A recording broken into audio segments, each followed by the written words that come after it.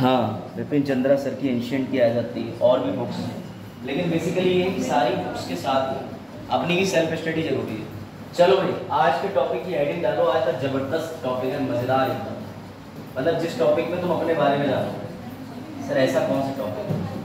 लिखो भैया, role of civil services. ठीक है, सिविल सेवाओं की भूमिका। मैंने यहाँ सिविल सेवकों की भी बात नहीं करी, सिविल सेवाओं की करी। सिविल सेवकों की भूमिका की भी बात करेंगे, लेकिन आज का टॉपिक है रोल ऑफ सिविल सर्विसेज। कभी आपने सोचा है कि आप आईएएस और पीसीएस बन के इंटरव्यू में बोल तो दोगे कि मैं समाज के लिए कुछ बेहतर करना चाहता हूँ, लेकिन अगर वो आपसे पूछ ही ले कि ऐसी अपनी भूमिकाएं बताइए जो आप समाज में जो है भैया अपनी भूमिकाएं क्या प्ले करते हैं, क्या भूमिका है आपकी, तब आप क्या बताओगे? क्या लगता है क्या भूमिका है सिविल सेवाओं की और सिविल सेवकों की? चुनौतियां आ गई पहले, सेवाएं तो बता दो। हाँ, और कोई ट्राई करना चाहेगा?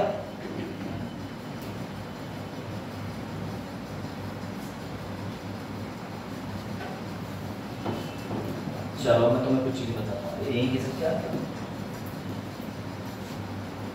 पहली बात तो मैं आप ही से पूछता हूँ, आप ही बताइए, आपको सिविल सेवक बनना ही क्यों?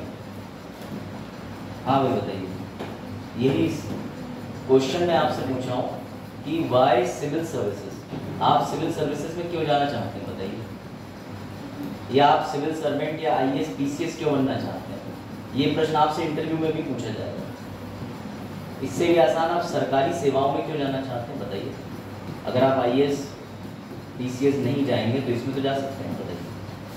इन प्रश्नों के उत्तर दीजिए, आपको सोचने की एक नई दिशा मिलेगी। क्या लगता है उमेश, क्यों आप पीसीएस या सरकारी सेवाओं में जाना चाहते हो? तो सोचा? हाँ, क्या सेवा करना? तो एनजीओ ज्वाइन कर लो।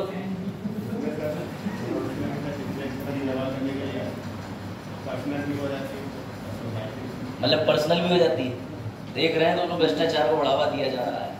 चलो, ये अभी परफेक्ट आंसर नहीं है आपके पास में, मानता हूँ कि आप समाज को कुछ बेहतर देना चाहते हो, सेवाएं करना चाहते हो, समाज सेवा। लेकिन समाज सेवा करने के रास्ते तो एनजीओ, एलएलबी कर लो, डॉक्टर बन जाओ, कुछ भी बन सकते हो। कुछ भी नहीं तो सामान्य नागरिक बने रहो, अच्छे नागरिक, ईमानदार, है ना, ईमानदार बने रहो। तो आप फिर इसी पे क्यों जाना चाहते हैं? क्या लगता है इशू इसी में क्यों? ये तो सवाल आपसे इंटरव्यू में पूछा जाएगा, इसकी प्रिपरेशन अभी कर लें। आ जाओ, अब आपके आप ठीक है, आप ही। हाँ भाई बताइए, क्या लगता है क्यों सिविल सेवाएं, क्यों आईएएस पीसीएस क्यों? वरना भैया पास हम तो आईएएस पीसीएस बनो, तो क्यों? हाँ भाई, अरे सोच के बताओ, करप्शन रोकने के लिए? अच्छा हाँ, करप्शन करने के लिए नहीं, करप्शन करेंगे तो हम पे बनेंगे क्यों?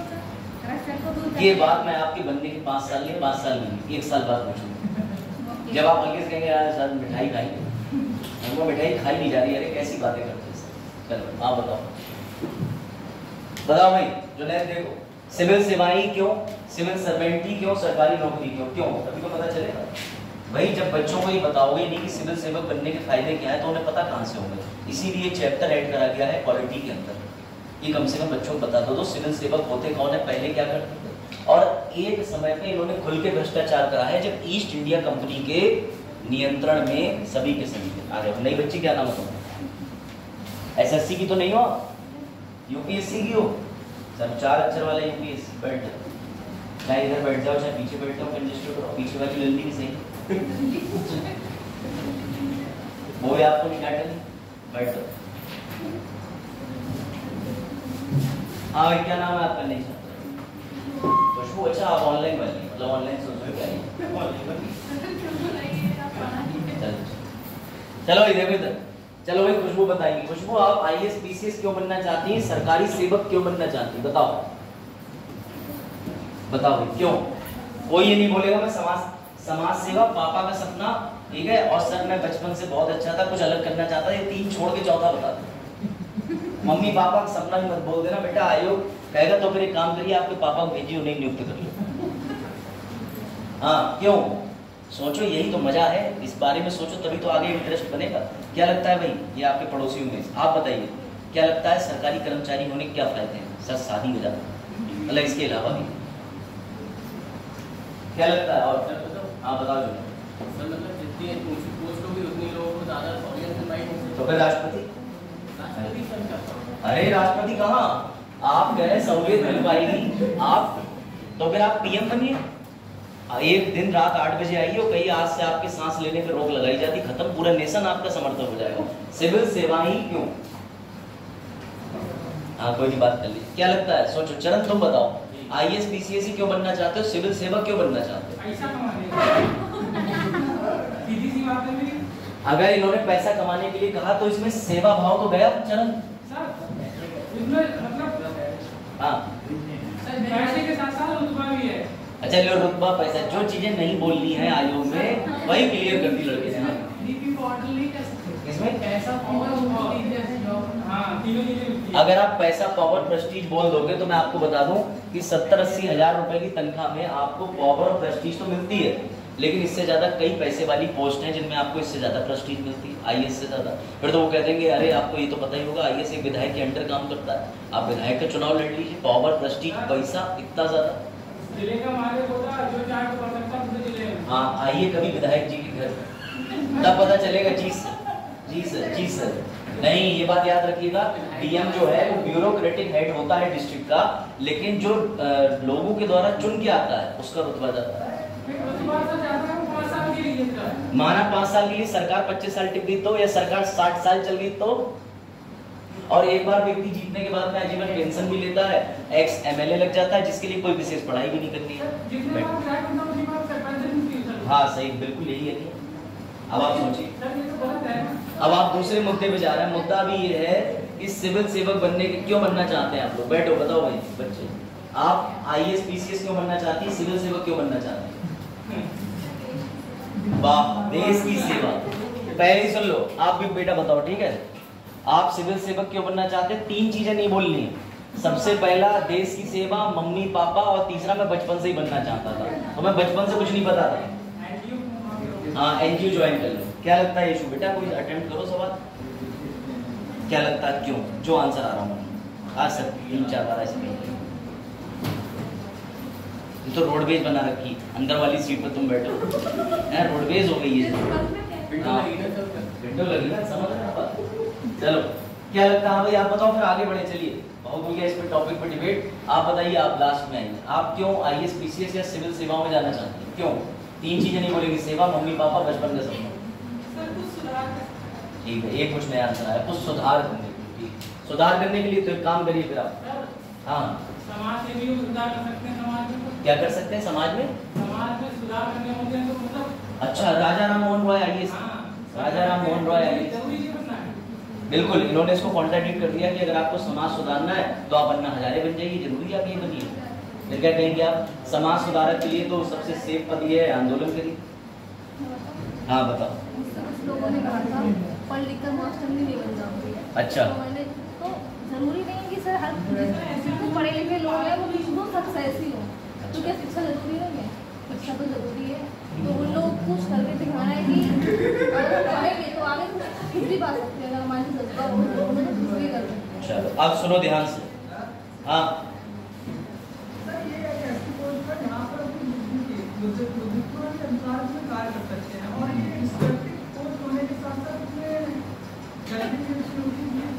सैलरी तो बोल मत देना तुम लोग, और बुद्धिमत्ता भी मत बोलना। विधायक जी ने कह दिया 100 लड़के चाहिए मुझे चौराहे पे खड़े करके आज झंडा निकलवाना हरे रंग का, तो वो बोलेगा सर पर मेरा तो ये काम ही, तेरा काम नहीं है तो तेरा काम जो है वो तू कर। अभी लोग स्पेशल ड्यूटी भेज रहा हूँ लोकसभा राज्यसभा। तो सर कहते हैं कि संविधान में संविधान के अनुसार नहीं, विधि के अनुसार नहीं होगा, ये कुछ नहीं करते। मैं आपको बता रहा हूँ, जैसे आप लोगों ने अलग अलग पॉइंट बताया, मैं आपको बताऊं। सबसे पहली बात तो ये, जब आप इंटरव्यू में जाएं तो भैया पहले सुन लो, 3-4 कारण कभी मत बोलना जिससे उन्हें गुस्सा आती है। कोई ऐसा पर्सनल कारण जो बहुत कॉमन हो, जैसे यशु का कारण है कि जैसे लोगों ने कहा टीचर बन जाइए या लड़कियां पढ़ लिख नहीं सकती, तो ऐसा आप तब बोलो जब आप मीणा समुदाय से आते हो, जब आप संथल समुदाय से आते हो, जब आप शेड्यूल्ड ट्राइब हो। अब पता चला आप एक मॉडर्न शहर की दिल्ली की पढ़ने वाली लड़की और आप कह रहे लड़कियों को आगे नहीं बढ़ाया जाता, वो कहेगा तुम कहाँ रहती हो, कहेगा दिल्ली, तो आगे बढ़ा दिया कि बिल्कुल। तो ये बुद्धिमत्ता लगाओ मतलब मेरे कहने का मतलब है कि आपका आंसर लॉजिकल होना चाहिए। अगर आपने मम्मी पापा का सपना कह दिया तो आप ऐसे कह सकते हो कि सर पहले मेरे पेरेंट्स ने भूमिका बनाई, बाद में मुझे खुद इस जॉब से इतना प्यार हो गया या इस जॉब के प्रति इतना अट्रैक्शन हो गया कि मुझे सिविल सेवा अच्छी लगने लगी। तो आपके मम्मी पापा ने स्टार्ट करा था, लेकिन अब आप एंड तक कैरी करना चाहते हो। तीसरा, मुझे किसी भैया दीदी ने गाइड कर दिया, मैं बैठा हुआ था, मैंने देखा भैया ने बताया तू आईएएस बन जा, तेरे में आईक्यू बहुत है, तो मैं आ गया सर आईएएस बनने। कह मत देना थोड़े से, ठीक है। हाँ भैया सुनो, इस पोस्ट के लिए लोग 70 लाख रुपए महीने तक के पैकेजेस छोड़ के आए हैं, ठीक है। आपने कनिष्क कटारिया को सुना होगा, वो कोरिया में नौकरी कर रहे थे सैमसंग के अंदर, और कोरिया में नौकरी करने का मतलब 1 करोड़ रुपए महीना। तो इस तरीके की नौकरी प्रोफाइल को छोड़ के आए। ये भी छोड़िए, अभी वाले टॉपर निकले कौन अपने लखनऊ से, आईपीएस साहब, क्या नाम? हाँ आदित्य पंचौली, हाँ आदित्य श्रीवास्तव, जो आईपीएस थे ऑलरेडी, वो बीटेक नंबर 1 रैंक से करे हुए, नंबर 1 इंस्टीट्यूट से करे हुए, थ्रू आउट ऑलराउंडर रहे। उनके लिए बड़ी बड़ी कंपनी के ऑफर आए थे, लेकिन फिर भी उन्होंने क्या चूज करा? Civil services. तो वो ये तो कह ही नहीं सकते भैया कि सर मेरे पापा ने कही, इनने कही, उनने कही। कुछ बहुत डाई हार्ड डेडिकेशन चाहिए होता है। ऐसा कुछ नहीं, बीटेक होने वाले नित्य साक्ष है, 10-12 बीटेक वाले ऊंची रैंक ले आते हैं, बस एलएलबी वाले भी हैं। हाँ नहीं, ये बात तो देखो, ऐसा इस बैकग्राउंड, तुम लोग बीटेक देखते हो, मैं ये देखता हूँ, इस बैकग्राउंड के बच्चे ज्यादा साइंस से क्यों ज्यादा है? लॉजिकल और कंसेप्चुअल क्लियरिटी इनकी ज्यादा होती है।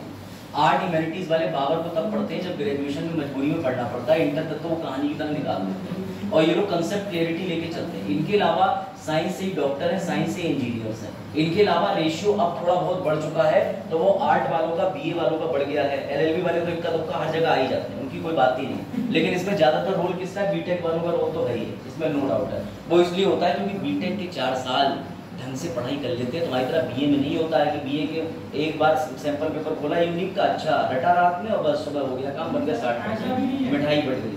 ऐसा तुम्हारे केस में नहीं होगा, लेकिन ज्यादातर के केस में है।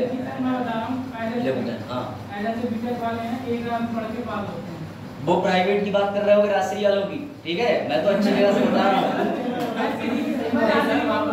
बात टफ है, अच्छा, लेकिन मैं बता रहा हूँ बीटेक करना आज की डेट में बहुत टफ है। आज भी बीटेक में लगता है अच्छी खासी बैक आती है, और या फिर तो आप अच्छे कॉलेज से करो। स्टार्टिंग के सेमेस्टर में बैक देती हैं पैसों के लिए, इतने मामला ही बदल। जो बैठो तुम लोग ना, दुख निकाल ले लेक्चर में।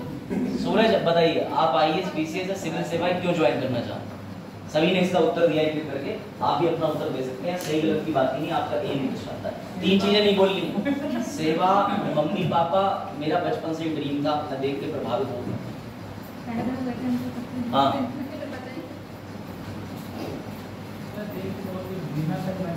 हाँ बताओ, देख के प्रभावित होने में भी तुम फंस जाओ। बैठो भाई,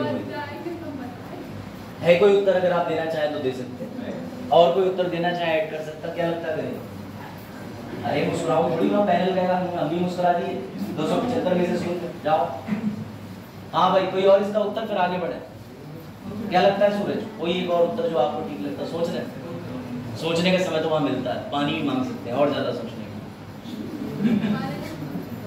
चलो भाई, बाकी बच्चे तब तक सुनो ध्यान से। टॉपिक आज का ये है, बेसिकली टॉपिक शुरू करते हैं। तुम लोग आराम से आते हो ना 9:30 तक, अरे सर का क्या है, कुछ काम की चीज तो पढ़ाते हैं 9:30 तक। तो भैया आज का टॉपिक है role of civil services democracy.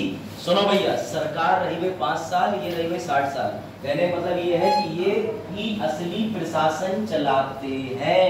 बुद्धि लगाओ, मुलायम सिंह आए यूपी में, चले गए, प्रधानमंत्री इंदिरा जी आई, चली गई, लेकिन ये वो धीमक है जो लकड़ी पे एक बार लग गए तो लकड़ी खाते ही खत्म करेंगे। विद सम्मान कह रहा हूँ, खराब नहीं कह रहा हूँ। कहने का मतलब ये है कि सिविल सेवक जो है असल में प्रशासनिक आपको लगते जरूर है, परंतु सारे सरकार के कार्य वे ही करते हैं। मंत्री जी इतने पढ़े लिखे नहीं होते कि वो विधेयक बना पाए, प्राइवेसी विधेयक बना पाए, ट्रिपल तलाक बिल बना पाए, वो कुछ नहीं करते हैं। अपने नीचे जो सचिव काम कर रहा होता है, जो कि एक सीनियर आईएएस होता है, उससे बोलते हैं तुम ये खांचा डिजाइन कर दो, तो सबसे बड़ी भूमिका इनकी होती है। आज का जो टॉपिक है उसमें इनकी भूमिका बताई जाएगी, चैलेंजेस बताए जाएंगे। और पता है भारत में दुख क्या है सबसे बड़ा? तुम डॉक्टर, इंजीनियर और वकील तो अपनी सोसाइटी में खूब देखते हो, डेली देखते हो। अब जैसे पता चला ये बीमार हो गई, डॉक्टर के पास गई, 30 रुपए की दवाई मांगी, मिल नहीं डॉक्टर से। हो गया काम। पता चला भैया इनका कोई केस चल रहा, तो ये वकील के पास चली गई, अरे पड़ोसी ने हमारे ईंट मार दी कि हमारे मकान पे संपत्ति पे कब्जा। सुनना ध्यान से। हाँ लो, अब उसके बाद में इंजीनियर उमेश को अपने घर में कोई अलग चीज डिजाइन करानी थी, चले गए भैया इंजीनियर के पास में कि अरे तुम इंजीनियर हो, इस चीज के सिविल के बताओ मुझे मकान कैसे बनाना है। लेकिन मुझे जरा तुम सोच के बताओ, तुमने कभी एक आईएएस से तुम कितनी बार रूबरू होते हो? सोच के बताओ। ये बात प्रॉब्लम है, मैं आपको इसीलिए आज के टॉपिक से मिला रहा हूँ, क्योंकि आप आईएएस बनने के लिए अगर प्रेरित हैं तो प्रेरित किस वजह से, ये आपको सोचने पे विवश करे। कभी आपने सोचा है आप एक आईएएस से कितना मिली पर्सनली? 2 या 3 बार। एक डॉक्टर सर अनलिमिटेड। सबसे बड़ा चैलेंज पता है सिविल सेवा में क्या है कि हमारे पास में आईएएस रैंक या आईएएस लोग जनता से सीधे सीधे ताल्लुकात या कॉमन नहीं घूमते, नहीं मतलब रखते हैं। कहते जरूर है हम जनता के लिए हैं चमन, लेकिन कभी आपने कोई देखा है कि क्लास चल रही कोई आईएएस उससे आ जाए 1.5 घंटे लाओ मैं इंस्पेक्शन करने आ जाए? लेकिन एक ऐसे व्यक्ति जरूर मेरी नजर में थे भैया, पुलकित सर, जिनको तो जितना थैंक यू कहो, हर सैटरडे को बच्चों को यहाँ पढ़ाने आते थे। ये तो तुम लोग दुर्भाग्य है जो पुलकित सर के बैच में तुम लोग नहीं थे उस समय। तुम लोग पता है कि कैसी कोई सेवा है। पुलकित सर बगल वाली क्लास लेते थे, 250 बच्चा सिर्फ शनिवार को आता था। उस दिन हिंदी अंग्रेजी मीडियम या भाड़ में सब ऐसे सुनते थे, वो दोनों भाषाओं में बोलते थे, डिलीवर इंग्लिश में करते थे, हिंदी में भी करते थे, लिखवाते अंग्रेजी में थे, वही इनका बैकग्राउंड था।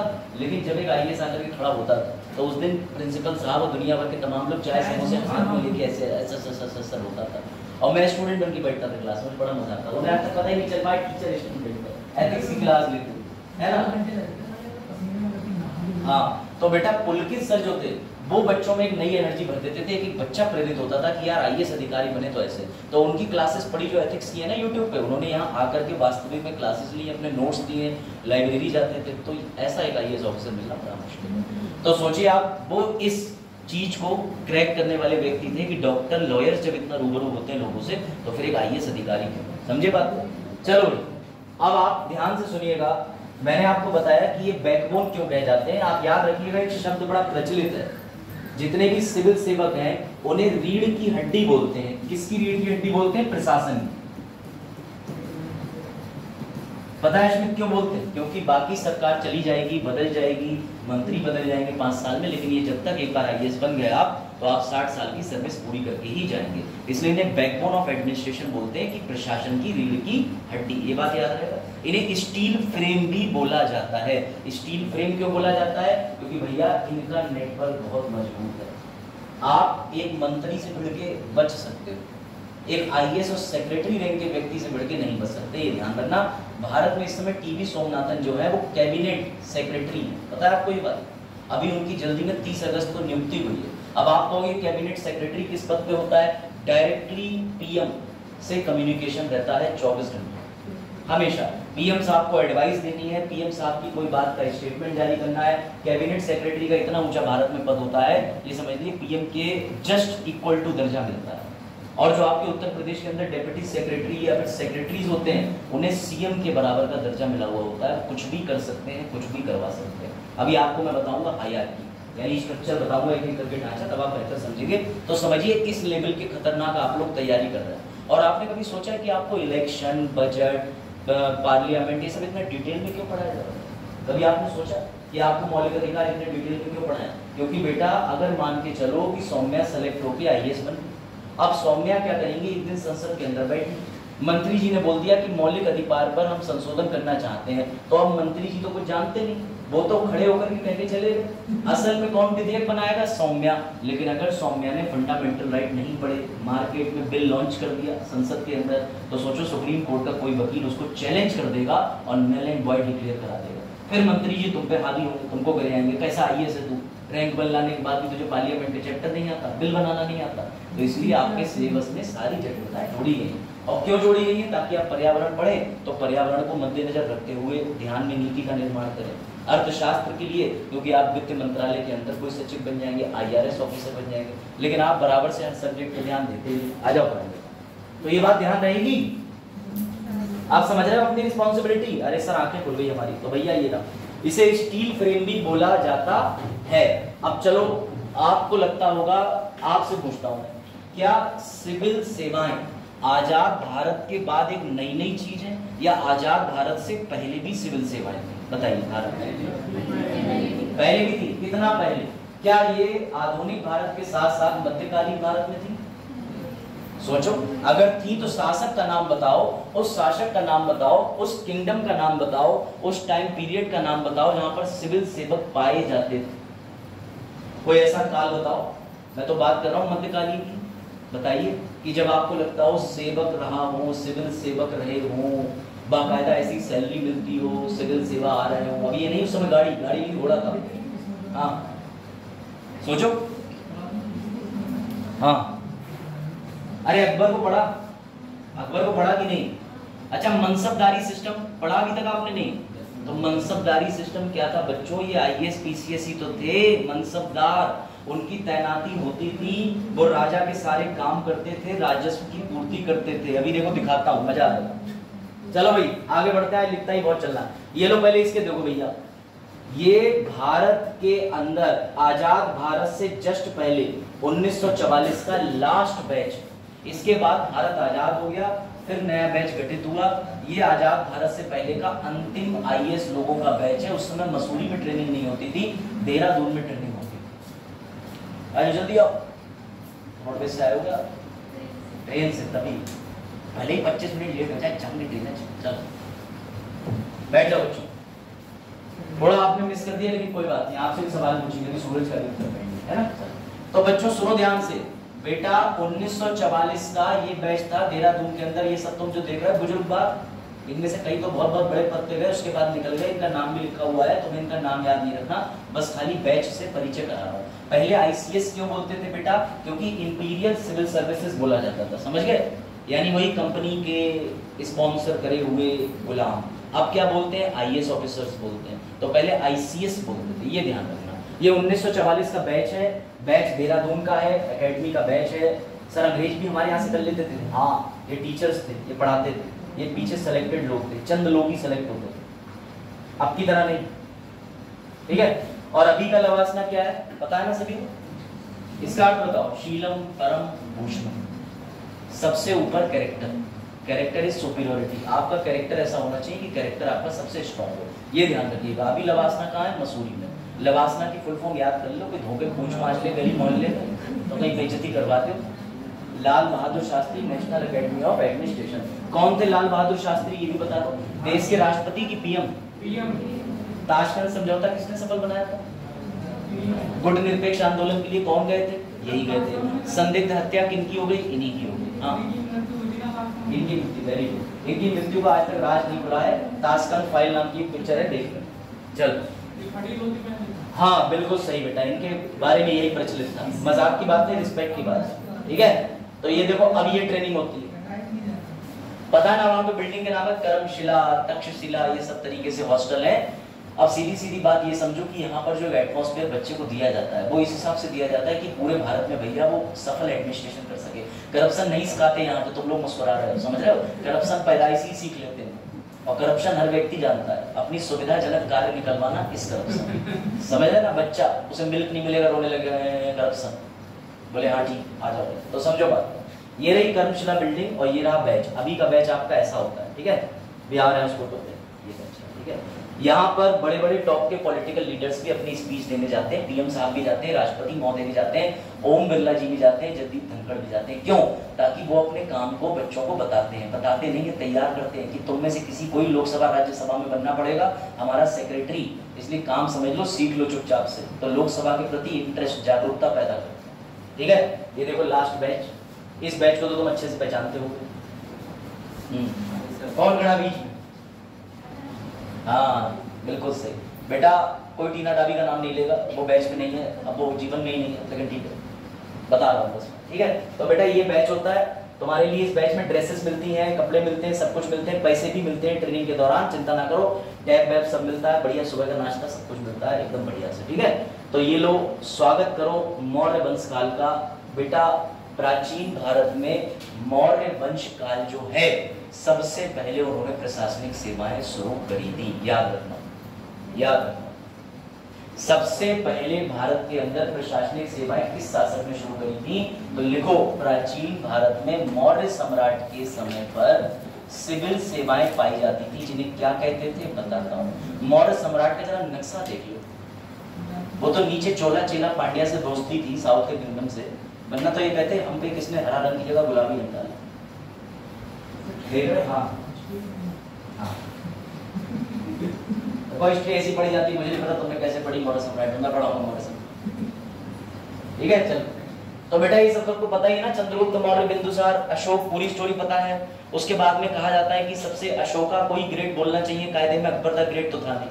अशोका इसलिए था 361 में कलिंग के युद्ध के बाद इनके पास में जाते हैं बौद्ध गुरु और कहते हैं क्या मिला तुम्हें ये सब करके? बोले कुछ नहीं मिला। बोले तो चलो धर्म के मार्ग पे। तो पहले ही जानवरों का सूप पीते थे, छोड़ दिया, लोगों को काट छाट दिया, वो भी बंद कर दिया। उसके बाद बन गए भैया एक बहुत अच्छे बुद्ध अनुयायी, फिर चले गए, समझ गए? फिर इनका लंबा जीवन चलता, उसके बाद में कुछ नहीं हुआ। तो बेटा मौर्य एम्पायर का जरा नक्शा देखो तो, पाकिस्तान और अफगानिस्तान वाले जो उड़ रहे हैं जितना, अभी एक बार ये नक्शा भेज दिया जाए, ट्वीट कर दिया जाए, समझ रहे बात? सब अपना ही, कोई टेंशन नहीं। और मगध की कैपिटल क्या थी? वैशाली। पता है वैशाली मेट्रो स्टेशन नहीं, उस समय वैशाली, समझ गए? ये हिस्सा, ये हिस्सा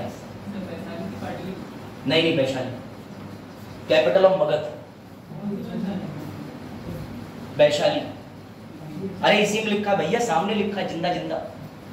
चलो ठीक, आ जाओ। अब आइए आगे बढ़ते हैं। तो देखिए इसके अंदर क्या था, मैं आपको दिखा देता हूं। ये लो भैया, इसके बारे में थोड़ा सा देख लो, ये देख लो कि क्या था। मौर्य साम्राज्य को भारत में सिविल सेवकों का उपयोग करने वाला पहला साम्राज्य होने का श्रेय दिया जाता है। उनके प्रशासन को कई प्रमुख भूमिकाओं और जिम्मेदारियों के साथ संरचित किया गया था। इसके अंदर सुनो, जैसे अभी तुम आईएएस होते हो वैसे अध्यक्ष होते थे और राजूकास होते थे। अध्यक्ष का नाम लिखो, या इसे अधीक्षक कहते थे, जो प्रशासन के प्रत्येक विभाग का नेतृत्व करते थे। सेक्रेटरी, सचिव। मौर्य एम्पायर, समझो बात को, देख रहे हो? मौर्य एम्पायर के अंदर, क्योंकि इन्हें पता था हम शासन करेंगे तो दिक्कत तो आएगी, खुद तो हर जगह जा नहीं सकते, तो अपने मोस्ट ट्रस्टेड लोगों को भेजो। उसके बाद दूसरे नंबर पे क्या आते थे? राजूकास, प्रभारी, जिला प्रशासन के, एडीएम, एसडीएम, एडीएम, एसडीएम, आज के एडीएम, एसडीएम, उस समय के राजूकास। सवाल बने हैं इस पे। मौर्यन एम्पायर की विशेषता के अंदर आप हिस्ट्री में इसको जोड़ सकते हो। ऐसे लिखने पे आ गया, सिविल सेवकों की भूमिका लिख सकते हो। नैतिक रूप से सिविल सेवकों की भूमिका बताइए, जीएस पेपर 4 में लिख सकते हो कि नैतिक उनका बहुत स्ट्रॉन्ग होना चाहिए नैतिकता, क्योंकि मौर्य वंश के समय से सिविल सर्विस चल रही, उनके खून में होना चाहिए कि सेवा भाव क्या होगा। उस समय बेटा ग्रामणी होता था। ग्रामणी मतलब गांव प्रशासन का प्रभारी, लोकल लेवल पे देखते थे। जैसे आज तुम्हारे कह लो लोकल बोर्ड के ये ईओ वगैरह होते हैं, समझ गए? और उस समय भी क्लर्क, अकाउंटेंट, जासूस, इनके ये नाम नहीं थे परंतु होते थे। और इस सब को किसने डिजाइन करा था? One and only Kautilya, Kautilya, Vishnugupta. Takshashila university में पॉलिटिकल साइंस के प्रोफेसर है ना। इनकी किताब अर्थशास्त्र का मतलब इकोनॉमिक्स नहीं है, it is related to political science. बच्चे कंफ्यूज हो जाते हैं कि अरे अर्थशास्त्र किताब, उसमें लिखा माइक्रो इकोनॉमिक्स नहीं, जीडीपी, फिलिप्स कर्व नहीं, उसमें इन्होंने लिखा है what do you mean by political science. हाँ, अर्थशास्त्र उस समय क्यों निकाला था? लाम क्यों लिखा था? क्योंकि उस समय राज्य वही होता था जो धन संचित करता था। धन, वहां पे अर्थ का मतलब सिर्फ पैसा नहीं था, अर्थ का मतलब था प्रजा, प्रजा को लेके चलना। प्रजा ही सबसे बड़ा राजा के लिए अर्थ निकालती है। ये बहुत डीप मीनिंग था, पढ़ना उसके बारे में।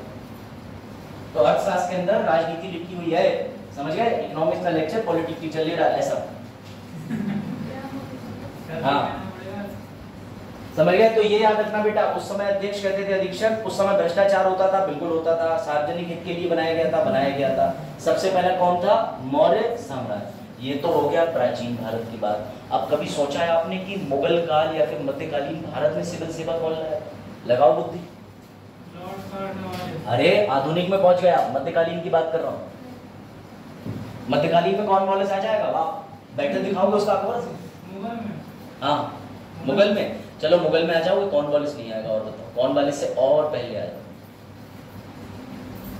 क्या लगता है? बताओ भाई, मध्यकालीन भारत में किसने? और याद रखिएगा मध्यकालीन भारत के अंदर ये कौटिल्य की किताब है, चाहो तो इसे पढ़ सकते हो। कौटिल्य की अर्थशास्त्र जो पॉलिटिक्स पे बेस्ड है, ठीक है। पूर्व में सीजीआई रहे भारत के जस्टिस रंगनाथ मिश्रा, उन्होंने ये किताब लिखी है, तो देख सकते हो, तो ऑथेंटिक है। ये लो भैया, अकबर, क्या नाम है इसका? अकबर ने मध्यकालीन या मुगल सल्तनत यानी कि जिसे कहते हैं लेटर मध्यकालीन पीरियड के अंदर सिविल सेवाओं का चलन पुनः शुरू किया था। किससे प्रेरित होकर के? मौर्य एवं गुप्त साम्राज्य से। और पता ही सही क्या कहता था? इसे कहता था मनसबदारी। मनसबदारी क्या कहता था? मनसबदारी। तो लिखो, पढ़ो, मनसबदारी प्रणाली मुगल सम्राट अकबर द्वारा 1571 में शुरू की गई। यह सरकारी अधिकारियों की रैंकिंग यानी जो उसके वफादार दरबार में बैठते थे एवं उनकी सैन्य और नागरिक कर्तव्यों के साथ साथ उनके वेतन का निर्धारण करने के लिए प्रणाली। मनसबदारी प्रणाली के बारे में कुछ विवरण इस प्रकार है। शब्द मनसब अरबी से लिया गया है, इसका अर्थ होता है पद। मनसब का मतलब होता है पद। ये बात याद रहे। कहाँ भागे जा रहे हो अकबर? जरा। और जो इनको तनख्वाह दी जाती थी अकबर के समय पे उसे जागीर कहते थे। तभी तो आज भी कहावत है कि तुम्हारे बाप की जागीर समझ रखी, तुम्हारे बाप का वेतन समझ रखा तुमने, हमारे लिए काम कर। तो पुरानी कहावत है, पुराने लोगों से ही आई, समझ रही है इशू। तो भैया प्राचीन भारत में मौर्य काल चलाता था, अधीक्षक या अध्यक्ष के रूप में चलाता था। उसके बाद राजउकास होते थे।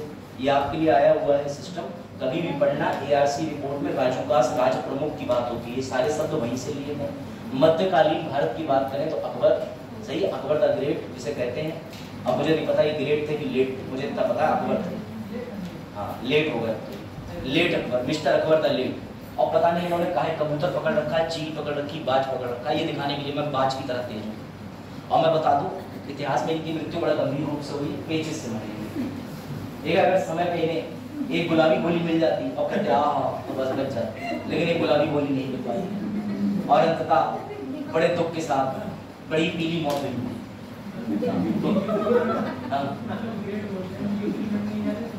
ये तो लड़ने इसलिए नहीं जाते थे क्योंकि जो इंसान पेचिस से मरा उसका पेट खराब है। चल तुम समझो। तो बेटा अकबर द लेट जो भी समझो, फिलहाल इनकी नीतियों की तारीफ करी जाती है। जैसे अब ये देखो, इसने मनसबदारी सिस्टम निकाला, तो मनसबदारी उस समय इसकी सोच बहुत ऊपर थी।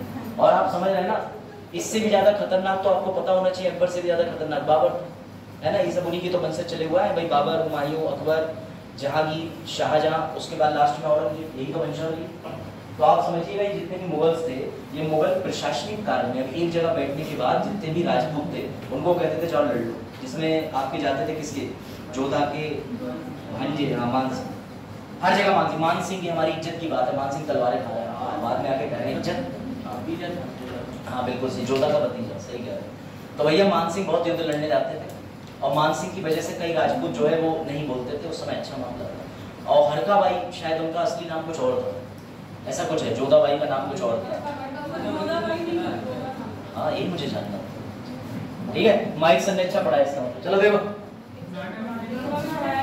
अभी उन्हें पढ़ाया ही नहीं है, ये इल्जाम लगाने से पहले सोच रही हो। हो गया, जब खुद आएंगे नहीं उन्हें पढ़ाया सर, हम तो सारी लैंड हमने देखी वही नहीं। चलो देखो बेटा, अधिकारियों को भुगतान, इधर देख लो, इधर अधिकारियों का भुगतान कैसे किया जाता था? वेतन निर्धारित करते थे। इसके अलावा इस सेवा में सैन्य रूप में आपने पढ़ा होगा, काम किया था किसने? सैन्य के लिए, मतलब सेना के लिए किस शासक ने काम किया था? याद है कुछ आपको? मुगल से पहले का तब थोड़ा और, गुलाम वंश के अंदर कौन था खतरनाक शासक? हाँ, अलाउद्दीन खिलजी का पगला जो था वो इतना बड़ा वाला था कि उसने सबसे पहले तो अपने चचा को टपकाया, उसके बाद उन्हें चचा की बेटी खुद की मौसेरी बनी हुई ना कजन, उससे शादी कर ली।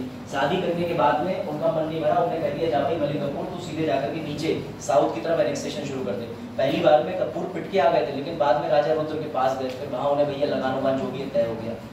तो ये ऐसे ही करता था। लेकिन अलाउद्दीन खिलजी जो है वो ब्रांडिंग ऑफ फोर्सेस वगैरह में बहुत आगे था, यानी बाकायदा आधार कार्ड अपने सैनिकों को उस समय ताम पत्र पे जारी करके रखे थे उसने कि तुम सेना के हो तो एक कार्ड लेके घूमोगे, आज के समय का आधार कार्ड। उसके अलावा उसने अपने घोड़ों पे जो है वो गुदबा दिया था, मोहर लगवा दी थी। मार्केट प्रणाली और भूमि माप प्रणाली ये सब अलाउद्दीन ने शुरू कर। खतरनाक आदमी था अलाउद्दीन, लेकिन मेंटल था दिमाग से, साइको। मतलब बरेली के पागल खाने में उसका सफल इलाज किया जा सकता था, आगरा में भी किया जा सकता। चलो तो बेटा ये पढ़ लो, एक बार और पढ़ लो, मनसब और जागीर पढ़ लो। देखो मुझे मुगलों से कतई प्रेम नहीं, मुझे एंशिएंट इतिहास के रूलरों से भी प्रेम नहीं, मुझे वर्तमान समय के शासकों से बड़ा प्रेम। साइको हमेशा रहता है, मेंटल कर दिया जाता है, साइको बचपन से होता है। चलो अरे वो बात, उसके लिए आपको जो रात्रि 11 बजे से कुछ समय व्यतीत करना होता है, और जिसके बाद आप कहोगे मैं सर थोड़ा थोड़ा मेंटल हो गया, लेकिन फिर आप हमेशा ही उस अवस्था में चले जाएंगे, तब आप साइको बन जाएंगे। Mental is a short term. चलो चलो आ जाओ, इस प्रणाली का प्रभाव। अच्छा एक बात अच्छी थी, अकबर के बारे में आपने पढ़ा होगा, अकबर के बारे में पढ़ा होगा आपने कि इसने काफी अच्छे काम करे थे। ये वही तो शासक है ना, इसने 1581-82 के आसपास दीन इलाही वगैरह का सब उदय किया था। मतलब एक ऐसा धर्म बनाया था जिसमें कोई भी पार्टिसिपेट कर सकता है। उसको अपनाने वाले पहले आपने पढ़ाई होगा कौन थे, तो इनके फेवरेट थे कौन थे? बीरबल। बीरबल का असली नाम महल था। कहाँ के थे आप बताओ, नहीं तो फंसोगे। यूपी के थे, कहाँ के? हाँ यूपी के थे, कहाँ? अरे घर कहाँ था भैया? ईटा दीवार पत्थर आधार कार्ड कहीं तो होगा एड्रेस। नहीं पढ़ा आप लोगों ने? चलो चलो कोई बात नहीं, मैंने जो पढ़ा है ईटा, ठीक है। जैसे तानसेन राम तरुण पांडे बनारस, तो ये सब देख लेना है ना। अब आ जाओ, इस प्रणाली का प्रभाव वगैरह एक बार चेक कर लेना, कोई इशू नहीं। अब आ जाओ, ये देखो, उसके बाद मॉडर्न में लिख लीजिए। मॉडर्न में जैसा कि इन्होंने सही बताया था कि कॉर्नवालिस ने आविष्कार किया था, तो आपके पास 3 संरचनाएं होनी चाहिए। प्राचीन में मौर्य काल किया था, मध्यकालीन की अगर बात करें तो किस मुगल शासक ने किया था? अकबर ने, और तीसरे नंबर पे अंग्रेज तो आ ही गए थे, मक्कार, क्योंकि इन्हें ईस्ट इंडिया कंपनी जो है उसे चलाने के लिए नौकर चाहिए थे। उन नौकरों का नाम क्या होता था? आईसीएस अधिकारी।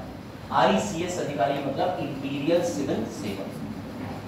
चलो अब मैं आपको ये बताऊं कि अंग्रेजों को हैं पुलिस, हाँ इन्होंने शुरू करा था पुलिस। चोरी हो रहा था तो 1948 के दौरान में, आप ठीक कह रहे हैं।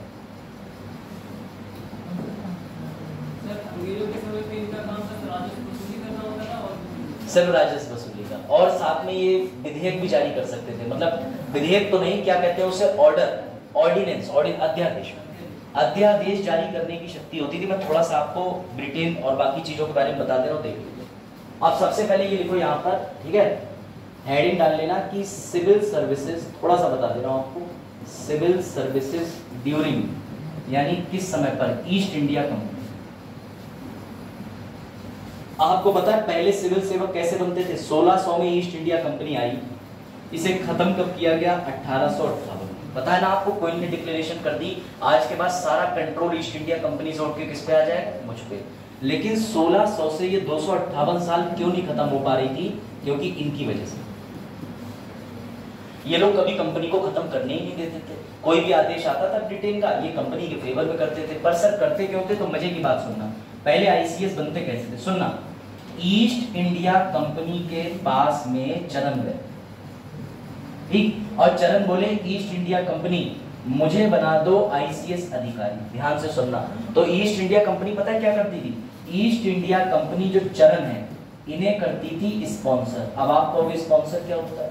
ये स्पॉन्सर का मतलब सीधा सीधा होता है एक चिट्ठी बना देना, उस चिट्ठी के अंदर लिख देना कि आज से चरण आईसीएस की तैयारी करेंगे। लेकिन सवाल ये आएगा कि आईसीएस की तैयारी होती कहाँ थी? तो सुनना बड़ी मजे की बात, जैसे ही चरण को ये लेटर मिल जाएगा, चरण तुरंत अपने माँ बाप के पैर छू के निकल जाएंगे लंदन। और लंदन के अंदर एक विश्वविद्यालय है जिसका नाम है हेलेवेरी।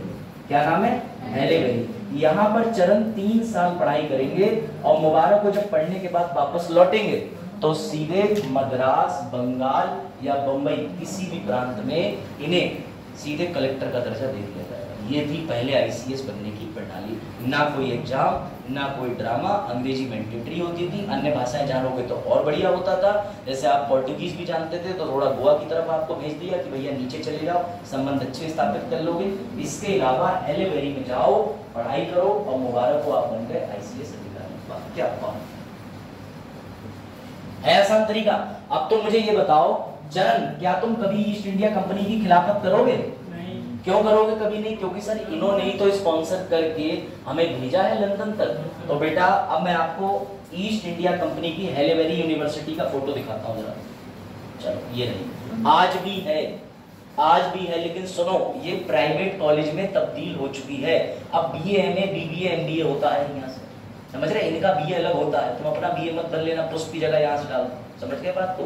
लेकिन ये जो यूनिवर्सिटी रह गई है बेटा, अब ये सिर्फ एक निजी यूनिवर्सिटी बन के रह गई है। इसके बारे में जरा ये पढ़ लीजिए, ये पढ़ लीजिए इसके बारे में, पढ़िए पढ़िए पढ़िए।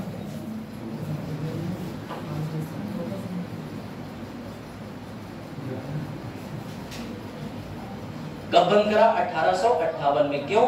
क्योंकि 1853 में भारतीयों के लिए, सभी के लिए सामान्य रूप से सिविल सेवक का रास्ता खोल दिया गया था। किसकी सलाह पर? मैकॉले की सलाह पर। मैकॉले बोला अगर प्रशासन बेहतर करना है तो भारतीयों को भी प्रशासनिक सेवा में शामिल करो। लेकिन जब क्वीन आई तो क्वीन ने 1858 के क्राउन अधिनियम में बंद कर दिया। अब अभी आप लोगों का 1600 से कंपनी अधिनियम 1947 हुआ ही नहीं। अब उसके लिए जो है कल मेरा लास्ट लेक्चर है, कल खत्म हो जाएगा, उसके बाद मंडे को आप आराम से और विषय पढ़िए, फिर सैटरडे के सैटरडे हम मिलेंगे। तो अगर जो बचा हुआ सिलेबस है, अच्छा बताया था सर ने, डिस्ट्रीब्यूशन कर रहे हैं, ठीक है। तो अभी मेंस का सब्जेक्ट सी साइड वगैरह के लिए हम लोग नहीं करें।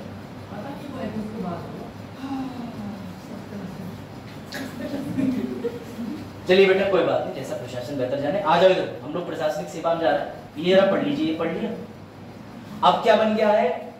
बंद करने के बाद अब इस इमारत में हेलवेरी और इंपीरियल सिविल कॉलेज नाम से एक निजी स्कूल चलता है। हैप्पी बर्थडे टू निजी स्कूल, यानी कि इससे बनते थे सिविल सेवक। देखा चार, देखो जरा, यहाँ पढ़ते तो आज भी सिस्टम चल रहा होता, मजा आ जाता है, स्टूडेंट ऑफ द ईयर बनते है ना। फिर तुम लोग यहाँ थोड़ी बैठे होते अभ्युदय क्लासेस, अभ्युदय लंदन योजना, जहाँ प्रधानमंत्री सीधे भेजना, एक एक बच्चे को चयन करके उसका पासपोर्ट बनता, बच्चा जा रहा है लंदन, 3 साल बच्चा वहीं रह रहा, मास्टर भी लंदन से वापस ही नहीं आ रहा, कह रहा सैलरी मत दो कोई बात नहीं, यही टिकेंगे, शादी हो रही लंदन में, PR बन रहा है लंदन में। हाँ बताओ, जाना तुम्हें लंदन? हम नहीं जाना, IAS बन के नहीं जाओगे। हाँ पूछो, हाँ क्या हुआ? क्रिकेट स्कोर चल रहा है, समझ में आया? ये है हेलवेरी विश्वविद्यालय। पहले यहाँ पढ़ो, उपाधि की तरह गए, उपाधि 3 साल पढ़े, हम ले आए डिग्री, पापा ICS बन गया, हो गया काम। हाँ यहाँ एक ही बेटा, वहाँ कुछ ऐसे कृत्य होते हैं जहाँ अत्यधिक पेड़ों की आवश्यकता पड़ती है, जैसे टीचर मारते हैं वहाँ कूट कूट के। अब सुनिए जरा, आजाद भारत में 1947 से पहले कैसे बनते थे? तो भैया सिविल सेवकों का जो रौला था, स्वैग था, वो था माई बाप। पहले सिविल सेवक को माई बाप माना जाता था, क्योंकि वो सिर्फ कलेक्टर नहीं होता था, वो तुम्हारी खाल खींचने की क्षमता रखता था। और सिर्फ ईस्ट इंडिया कंपनी ने पूरी छूट दे रखी थी कि राजस्व की वसूली करो, और इसी वजह से सुभाष चंद्र बोस थोड़े ही दिन तक नौकरी कर पाए। जब सुभाष चंद्र बोस ने ICS परीक्षा निकाली, तो ICS परीक्षा निकालने के बाद जब उन्हें कलेक्शन करने का काम मिला, और उन्होंने निकाली भी क्यों? उनके पापा ने भैया उन्हें बड़ा हर समय परेशान कर देते थे, वही बेरोजगारी वाला स्तर, तो कुछ करेगा नहीं, कुछ करेगा नहीं। बोले मैं क्या करूं? बोले अगर है तो ICS बन के दिखा दे। तो उस समय कहते हैं जो उनकी आत्मकथा है, 3 महीने वो कमरे में बंद हुए, तैयारी करी, 4थी रैंक मार दी। ये आज के समय में संभव नहीं है, सुन लो, एक उनका मेंटल लेवल था। तुम बंद हो जाओगे, बाबा बन के निकलोगे, और मेंटल और साइको का फर्क भूल जाओगे, और रिश्ते भी खराब हो चुके होंगे, फोन वाले ब्लॉक भी हो चुके होंगे इंस्टाग्राम, व्हाट्सएप, ट्विटर पे। तो भैया इसलिए तुम ऐसा मत करना, कमरे में बंद हो तो खाना वाना खाने भी निकलते रहना, दुनिया से कट मत जाना, समझ गए? कि फॉर्म ही निकल गया 3 महीने में, भाई तैयारी फरवरी में शुरू करी। तो इन्होंने 3 महीने उस समय, और वहां पर ये सबसे बड़ी समस्या थी कि पेपर मैंडेटरी इंग्लिश में होता था। उस समय इन्होंने पेपर दिए, क्योंकि उस समय जब सिविल सेवाएं सभी के लिए ओपन हो गई तो एग्जाम होने लगे, लेकिन वो एग्जाम प्रीलिम्स नहीं होते थे, सीधे डिस्क्रिप्टिव पेपर होता था। जाओ कॉपी भरो, 7-8 दिन, मतलब भरो का मतलब अच्छी बातें लिखो। उस समय कॉपी कायदे से चेक होती थी, बंगाली दिमाग, तेज दिमाग, और आप निकाल गए एग्जाम। फिर उसका 4थी रैंक मार दी। रैंक लाने के बाद में क्या करा? बोले मैं अपने भारतीयों का शोषण नहीं कर सकता, रिजाइन मार दिया। और रिजाइन मार दिया, घर पे नहीं बताया। 1 महीने घर वाले शादी के लिए लड़की ढूंढ रहे हैं, अरे ICS है। देखना इनकी मूवी राजकुमार राव ने गजब एक्टिंग करी है, नेताजी नाम से है, वेब सीरीज में देखना मजा आ जाएगा। तो जब लड़की आती है तो एक छत पे जाते हैं, आराम से उससे बात करते हैं, तो पूछती है आप तो कलेक्टर हैं, कुछ अपने जॉब के बारे में बताइए। बोले मैं कलेक्टर किसने कहा हूँ था। फिर ये कहता है अच्छा तुम अपने बारे में बताओ। तो फिर लड़की जो है वो आ जाती नॉर्मल गेटअप में, जब शादी नहीं हो सकती, मेरी मम्मी तो कलेक्टर से शादी करना चाह रही थी। फिर आराम से दोनों लोग ऊपर सिगरेट पीते छत पे, नीचे लड़की अपने घर, ये अपने घर, कूल रहते थे। मतलब सोचती आइडियोलॉजी सेट थी, फालतू चबड़ तुम नहीं, तुम जा रहे हो छत पे बीड़ी दे रहे हो, लड़की तुम्हारे खिलाफ मुकदमा लगा रही है। ऐसा नहीं होता आज के सभ्य समाज में, समझ रहे हो? बस बता रहा हूँ, वो ऐसा वेब सीरीज में सीन है, तो मैंने आपसे डिस्कस कर लिया। इससे इनकी गरिमा पे छोड़ देना नहीं है। सिगरेट पीना इंजूरियस टू हेल्थ है, लेकिन सिगरेट पीने वाला खराब हो ये मत इमेजिन करिए। चलो हाँ, जैसे कबीर सिंह तो खराब था ही, जैसे कबीर सिंह, रणबीर कपूर है। चलो 1947 से पहले इनका रोल बहुत ज्यादा बड़ा था। 1947 के बाद हम क्या बन गए? कल्याणकारी राज्य। यानी बस इनका काम किस तक सीमित रह गया कि अपनी ड्यूटीज को पूरा करो। लेकिन अब भी दुख की बात है, कितने IAS PCS अपनी ड्यूटी पूरी कर रहे हैं। तो मुझे ये बता दो, DM साहब से मिलने से पहले तुम्हें अपॉइंटमेंट नहीं लेना पड़ता? अभी नहीं मिलेंगे वो, भेजिए कल आना। और इतनी जरूरी बात नहीं है, उनके जो स्टेनो साहब होते हैं वो तुम्हें आईना दिखाने में 2 मिनट लगाते हैं। क्या मुद्दा है? नहीं मिलेंगे डीएम साहब, जबकि तुम्हारे आराम से टैक्स के पैसों पे ही आराम से बढ़िया अपना सारी फैसिलिटीज ले रहे हैं। और तुम्हारे लिए ही नौकरी निकाली थी कि मैं कभी जनता को कोई भी कष्ट नहीं होने दूंगा। अब जनता को कष्ट तो तुम्हें तब पता चले तुम जनता से मिलो, लोगों के बीच कुर्सी डाल के चौराहे पे बैठ के एक बैठक कर लो साप्ताहिक ना। तुम क्या कर रहे हो? तुम अपने रिश्तेदारों फोन कर रहे हो, अच्छा एनओसी चाहिए, टाइगर रिजर्व में तब भी दिलवा दूंगा। चलो हाँ, तो बेटा मैं तुम्हें इसलिए बता रहा हूँ कि पीलीभीत में काफी समय से कोई काम नहीं हुआ, ठीक है? आ जाओ भैया आ जाओ। सिविल सेवक को कैसा होना चाहिए? लिखो पहला, किसी राजनीतिक दल का नहीं होना चाहिए, लिखो। इसीलिए मैं हमेशा कहता हूँ, जैसे तुम में से कुछ होंगे सर हमारी पार्टी 3 अक्षर की, हमारी पार्टी 2 अक्षर की, हमारी पार्टी हरे लाल पीले रंग की। अगर तुम्हारी कोई पार्टी है तो बेटा प्रमोशन रोकेंगे तुम्हारे, और सिविल सेवाओं में इंटरव्यू पे धो देंगे। जैसे वो कहेंगे आप बताइए कौन सा सरकार देश के लिए सबसे अच्छी थी, तो तुम्हें बोलना है सर हर सरकार अपने हिसाब से देश के लिए अच्छी थी, जिस समय जैसी परिस्थितियां थी सरकार ने उचित फैसले लिए। अब उस समय परमाणु परीक्षण जरूरी था, तो उस सरकार को इस उपाधि के लिए क्या ईश्वर मान के 2047 तक पूछते रहे? नहीं, उस समय जरूरी था, हो गया ना सच। अब एआई की बात करो, सैटेलाइट की बात करो, इलॉन मस्क को पीछे करो, है ना? तो ये चीजें समझो। पहला फीचर लिखें, किसी राजनीतिक दल का नहीं होना चाहिए सिविल सेवक। इससे पता है पलक क्या घाटा होता है? इससे ये घाटा होता है कि अगर तुम राजनीतिक दल के हो तो तुम कहीं ना कहीं अपनी सरकार को फायदा पहुंचाओगे, अपने राजनीतिक पार्टी के फायदे की चीज, और तुम इतनी विकट पोजीशन पे हो कि तुम देश का भविष्य गड़बड़ा सकते हो। तो इसलिए कभी भी सिविल सेवक को क्या नहीं होना चाहिए? किसी राजनीतिक दल का नहीं होना चाहिए। मतलब जो इस बात पे होते हैं ना किसी पार्टी पे ये आप अप्रत्यक्ष रूप से तो इल्जाम लगा सकते हो, लेकिन आज तक ऐसी कोई रिपोर्ट नहीं है। और न्यूज़पेपर को न्यायालय भी नहीं मानता, ये ध्यान रखना। न्यूज़पेपर को न्यायालय लेता ही नहीं है एविडेंस के रूप में, क्योंकि उनके मन को भाया वो छाप के लाया। समझ गए? अगला लिखो, अगला इनकी जो पोजीशन होती है, मैं लिख दे रहा हूं, प्रभावी होती है। प्रभावी करने वाला पद होता है,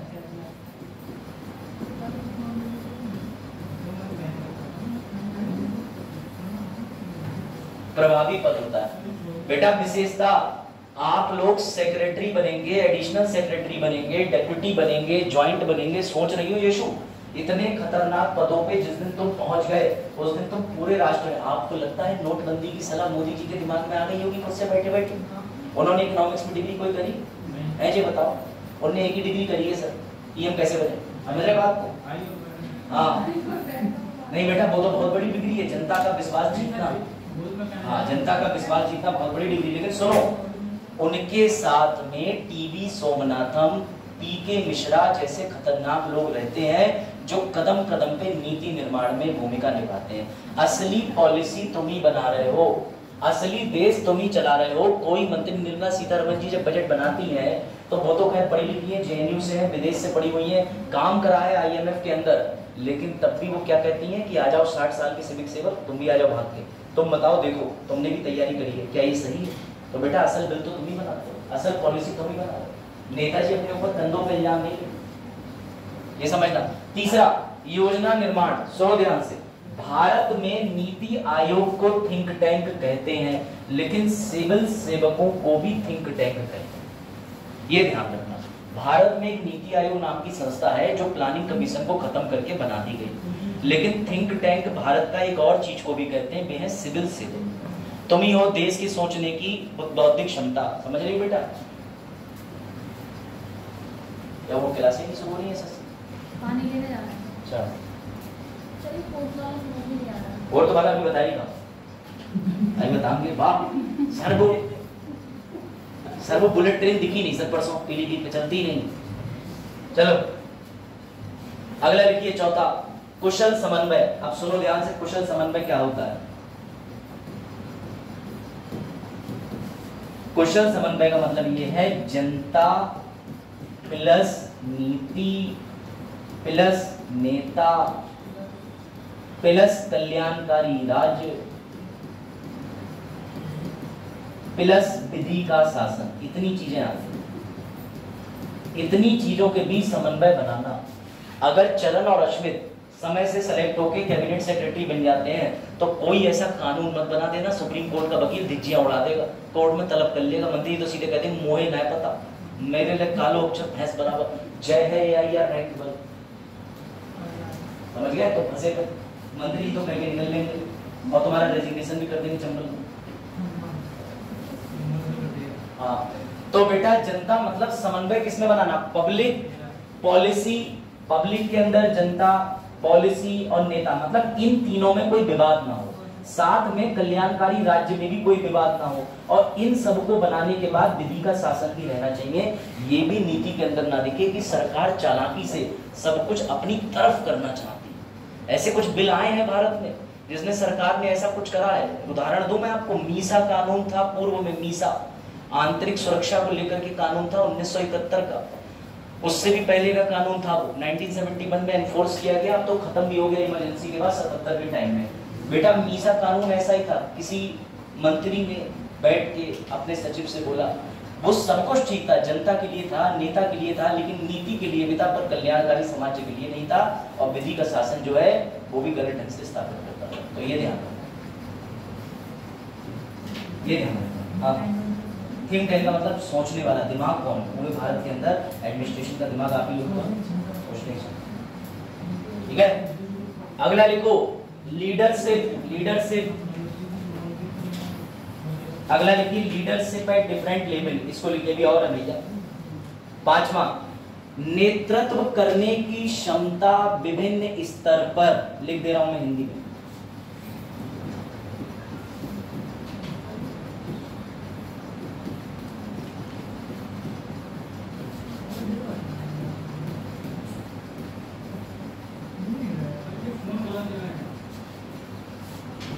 फोन गलत जगह है, वापस मंगा लो मुझे।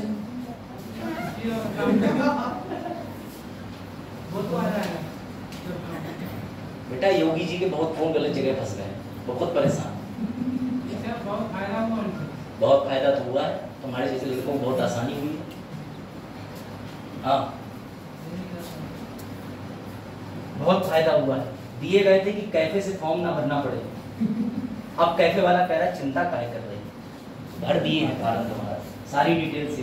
बाद में पता चला दोनों ब्याह हो गए।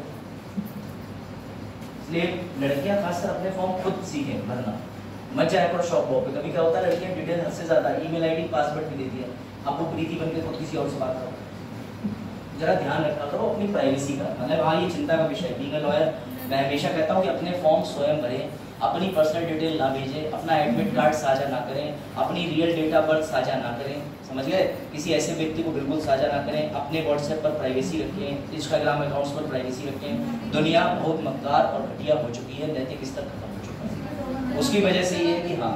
और एक और, अच्छा कभी आपने सोचा साइबर अपराध का सबसे आसान रास्ता? उमेश की फेसबुक आईडी पे उमेश के फोटो लगे, उमेश ने अपने इंस्टाग्राम में स्टोरी भी डाल रखी, वहां भी ये दिखते हैं, और इन्होंने अपने समय समय के फोटो अपलोड कर रखे। मुझे कुछ नहीं करना है, मैं जाऊंगा स्क्रीनशॉट लूंगा या इनका फोटो वहां से सेव कर लूंगा, सेव करने के बाद एक फेसबुक बनाऊंगा नई आईडी उमेश नाम से, और तेज से भेजूंगा, अरे तेज भाई आप क्लास में बहुत अच्छे आंसर देते हैं, मैं भी आपका दोस्त करूं। तेज को अपना लेवल बढ़ गया, तेज के 2 फॉलोअर और बढ़ गए। पता नहीं एक दिन उमेश की आईडी से तेज में मैसेज आएगा, भाई अर्जेंट 5000 की जरूरत है। फिर भाई 5000 मांगूंगा तो तेज कहेंगे इतने तो नहीं है, 2000 दे दो, बहुत अर्जेंट है, खून चढ़वाना है मम्मी की सहेली को।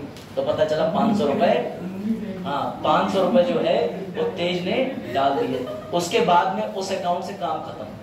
और इतना भी नहीं है, ये आईडी बना के तेज की में जुड़ गया, फिर उसके बाद जो उमेश की असली आईडी है उस पर वो अननोन नाम से आईडी बना के मैसेज भेज रहा है, अब मुझे 5000 रुपए दो वरना मैं तुम्हारे दोस्तों में तुम्हारी गलत बनी हुई वीडियो वायरल कर दूंगा जो कि एआई की मदद से बनाई गई है। फंसा बेचारा।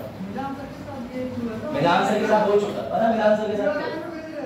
मिजान सर, अब मिजान सर तो भाई पब्लिक फिगर नहीं, वो अपनी सारी चीजें यूट्यूब और इन चीजों पे करते हैं। उनके इंस्टाग्राम अकाउंट से या व्हाट्सएप से पता नहीं किसी ने डीपी उठाई।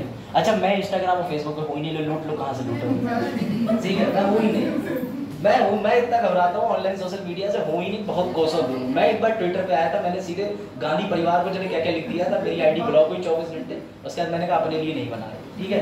तो समझो।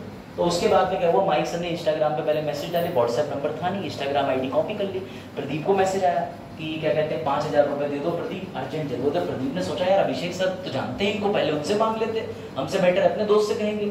तो पता चला माइक सर ने इनसे मांगा, तो ये बोले कि ठीक है मैं आपको व्हाट्सएप मैसेज कर रहा हूँ। अब उसने कहा अपना व्हाट्सएप नंबर दे दो, मेरा मोबाइल फॉर्मेट हो गया, और इस लैंग्वेज में बात कर रहा था जैसे माइक सर करते ही नहीं है। अब ये सूचना धीरे धीरे माइक सर तक पहुंचने लगी, एक दो लोगों ने पैसे दे भी दिए होंगे, होता है ट्रस्ट बना हुआ होता है। फिर बाद में पता चला माइक सर को अरे इंस्टाग्राम अकाउंट है, तो अब वो प्राइवेसी लगे। मैंने कहा सर लगा लो प्राइवेसी, मत दिखाओ किसी को आप कैसे दिखते हो, वो ज्यादा अच्छा है, क्योंकि आपके देखने की वजह से फोटो इधर से उधर हो जा रहा है। तो ये रियल हादसा सोचिए फैकल्टी के साथ हो गया, जबकि वेल एजुकेटेड है, लेकिन किसी को थोड़ी ना पता आप बैकग्राउंड में क्या है। इसलिए भैया मेरा इंस्टाग्राम फेसबुक नहीं, कहीं तुम कोई बारकोड स्कैन कर दो और बाद में कहो सर 499 वाले कोर्स की डेट क्या बने, अर्जुन बैच ये होता। चलो भैया अगला लिखो। अब विभिन्न स्तर पर लीडरशिप का मतलब क्या है, सुनो ध्यान से। आपको जरूरी नहीं आप एक डीएमओ आईएएस भाषण दो, सेक्रेटरी बन जाओगे तब भी भाषण दो, नेताजी का तैयार करो, उसके बाद आप मंत्री भी खुद भी बन सकते हो। और इन सबसे पहले ट्रेनिंग के दौरान भी आपको अलग अलग विशेष स्तर का अनुभव मिलता है, तो डिफरेंट लेवल पे काम करने का मौका मिलता है, ये ध्यान रखो, सीधी बात। अगला वाला लिखिए और मजेदार, ये सबसे फेवरेट लिखो, कटिंग एज सर्विस डिलीवरी, बहुत खतरनाक है। कटिंग एज सर्विस डिलीवरी, पानी किसी के घर में नहीं आ रहा है, इससे लेकर के लोगों को कैसे नियमों का पालन करना चाहिए, ये सब तुम निर्धारित करते हो, सब कुछ तुम करते हो। इसका आप अंदाजा ले लीजिए। आपको लगता है कि पेटीएम जो है वो सरकार नहीं चला रही है, पेटीएम किसके मानक तय करे हुए मानता है, सर देश में फाइनेंशियल कॉर्पोरेशन है, आरबीआई है, तो बेटा अगर आरबीआई आज आपने नोटिस जारी कर दे कि तुम्हारा ई वॉलेट आज से बंद चला गया, रास्ता नहीं बदल, बेटा इसे कहते हैं कटिंग एज सर्विस। सुनो ध्यान से, अगर कभी तुमसे इंटरव्यू में पूछ ले कि आप इस नौकरी को क्यों करना चाहते हो, सर एक तो इसका एम्बिट बहुत वाइड है, सिर्फ कलेक्टर बनके हम लोगों की सेवा नहीं करेंगे, हम विभिन्न स्तर में कई चीजों का एक अनुभव पाएंगे, और वह अनुभव जो है वह हमें बाकी लोगों से बेहतर सीखने के हिसाब से भी बनाता है। ऐसा किसी नौकरी में वर्सेटाइल नहीं। सर मैं किसी बैंक का पीओ बनूंगा, पीओ बन के रह जाऊंगा, मैनेजर बनूंगा, मैनेजर बन जाऊंगा, लेकिन इस नौकरी में मुझे खुद नहीं पता सर, भीड़ मुझे पकड़ाव करके मार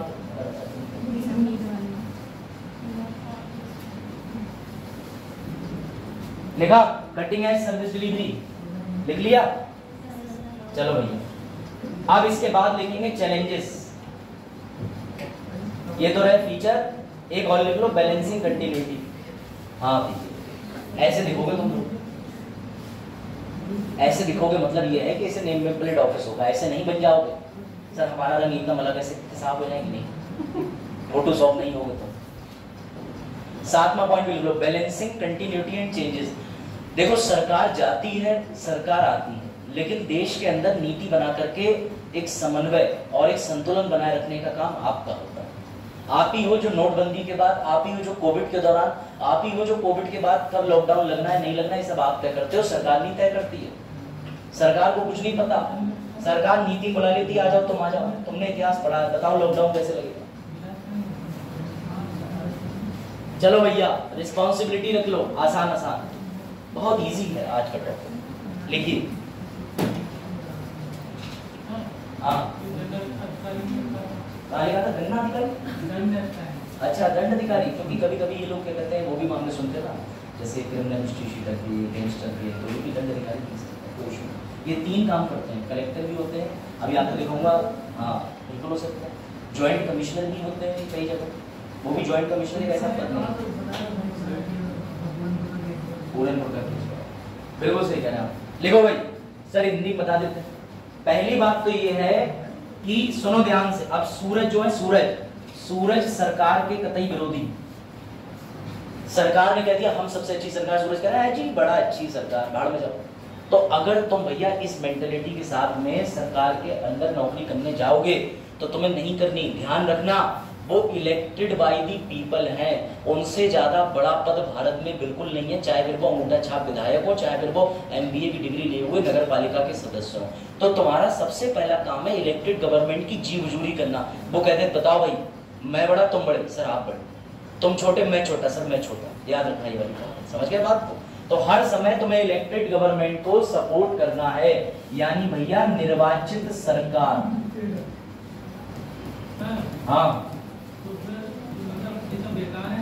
बिल्कुल बेकार है, इनसे सीखो, वो है ऊपर। इनसे सीखो ना। जब ये आईपीएस बने तो इनने सोचा था मुझे करना पड़ेगा जॉनी जॉनी, हाँ जी हाँ जी, समझ के बात, ईटिंग शुगर, डूइंग करप्शन, ये समझ के बात, बहुत गहरी कविता है। इसमें कभी कहना चाहते हैं करप्शन और शुगर का ताल्लुका बहुत गहरा है, मिठाई के माध्यम से करप्शन होता है, व्याख्यान हो जाता है। व्याख्या कर रहा है, खाली बैठ के ही सब सोचता है। देखो तो बेटा जब ये आईपीएस बने तो इन्हें महसूस हुआ ओ असल पावर तो इनके पास है, मैं बंदूक चला सकता हूँ, लेकिन मुंह से बंदूक चलवा सकते हैं, तो मुझे इनके मुंह से बंदूक चलवाने वाला अधिकारी बनना है, बंदूक चलाने वाला नहीं बनना। फिर इससे ऊपर बहुत सारी पोस्ट है, और आज वर्तमान में सोचिए विधि ये बनाएंगे, नियम ये बनाएंगे, कानून ये बनाएंगे, सब ये करेंगे, नाम दिलाएंगे। हाँ ऊपर कर देंगे नहीं अच्छा स्लाइड ठीक। तो पहला अगला लिखो, जवाबदेही,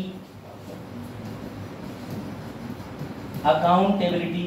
मंत्री जी का कुछ नहीं बिगड़ता, मंत्री जी खुद टीवी में भाषण दे देते हैं 2G घोटाला इसलिए हो पाया क्योंकि मेरा सचिव चोर था, वो भ्रष्टाचार कर रहा था, मैं तो मासूम था, मैं तो बकरी की तरह आवाज निकालता था एक नेट में, मैं बोले हाँ नीति में गड़बड़ किसने करी, मैं, और बोले ऐसा जो मैं करने वाला था वो मेरे नीचे सचिव था।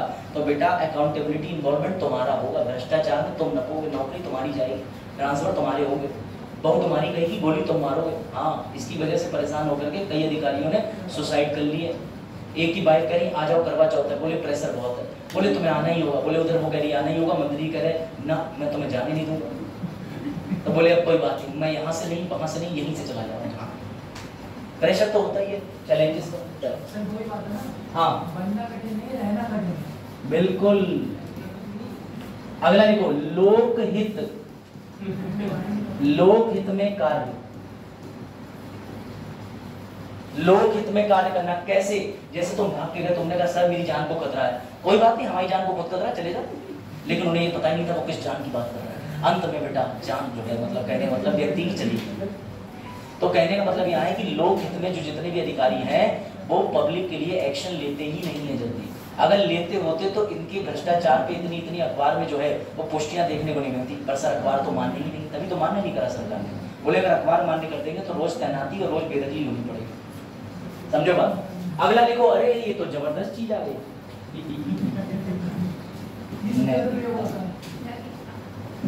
कई आईएएस ऑफिसर्स की वीडियो वायरल होती है जिसमें वो अपने से ग्रुप डी के बदतमीजी से बात कर रहे हैं, जनता से बदतमीजी से बात कर रहे हैं, होती है बात। तो बेटा कोई ये चीज एथिकल प्रैक्टिस खत्म हो चुकी है।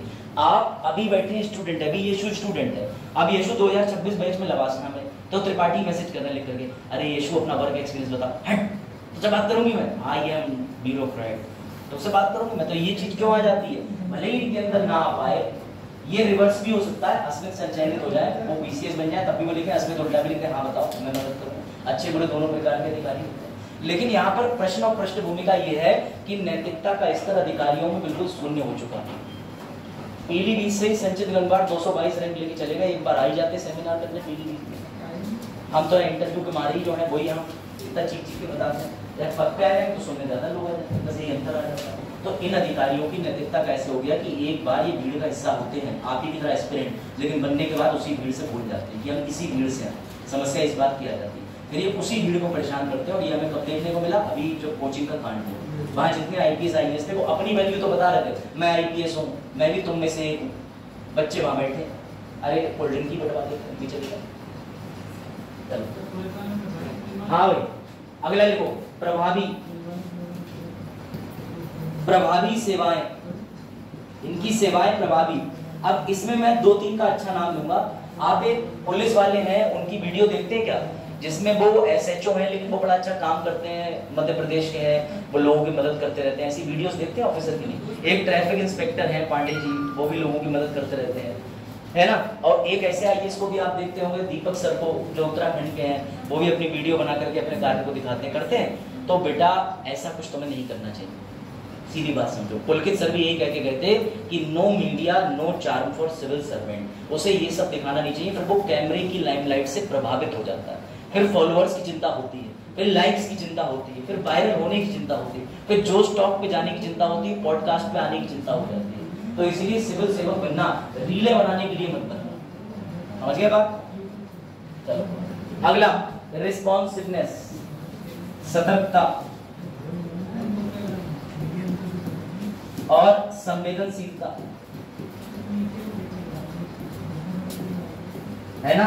मैं तो कह रहा हूँ ये क्या क्या अभिषेक सिंह वाला किस्सा पता है? हाँ ऐसे हैं, अभिषेक सिंह आईएएस एक आईएएस ऑफिसर थे जो जिनके गाने आ गए, उसके बाद फाइनली उनकी वाइफ भी एक आईएएस ऑफिसर है, तो उनकी वाइफ आईपीएस है शायद, तो उन्होंने क्या करा, उन्होंने रिजाइन ही कर दिया, उन्हें गाने नहीं बनाने दे रहे थे, ऊपर से हर बार आ जा रहा था उनके खिलाफ नोटिस, तुम गाना क्यों बना रहे हो, यूपी कैडर मिला हुआ था, योगी जी बार बार लिख के भेजते गाना काहे बना रहे हो, जॉब करो, तो भैया परेशान होकर रिजाइन ही दे दिया, अब गाने भी नहीं आ रहे और नौकरी भी, रिजाइन तो दोबारा ज्वाइन कर लिया, शायद दोबारा पत्र लिखा था दोबारा ज्वाइन कर लिया शायद। चलो बेटा इतनी सारी ड्यूटीज नहीं, ऐसा नहीं आयोग के ऊपर पहले इंक्वायरी रेजिग्नेशन अगर एक्सेप्ट हो गया, लेकिन कई बार रेजिग्नेशन को लोग वापस की मांग करते हैं, साल भर पढ़ा रहता है तो वापस हो।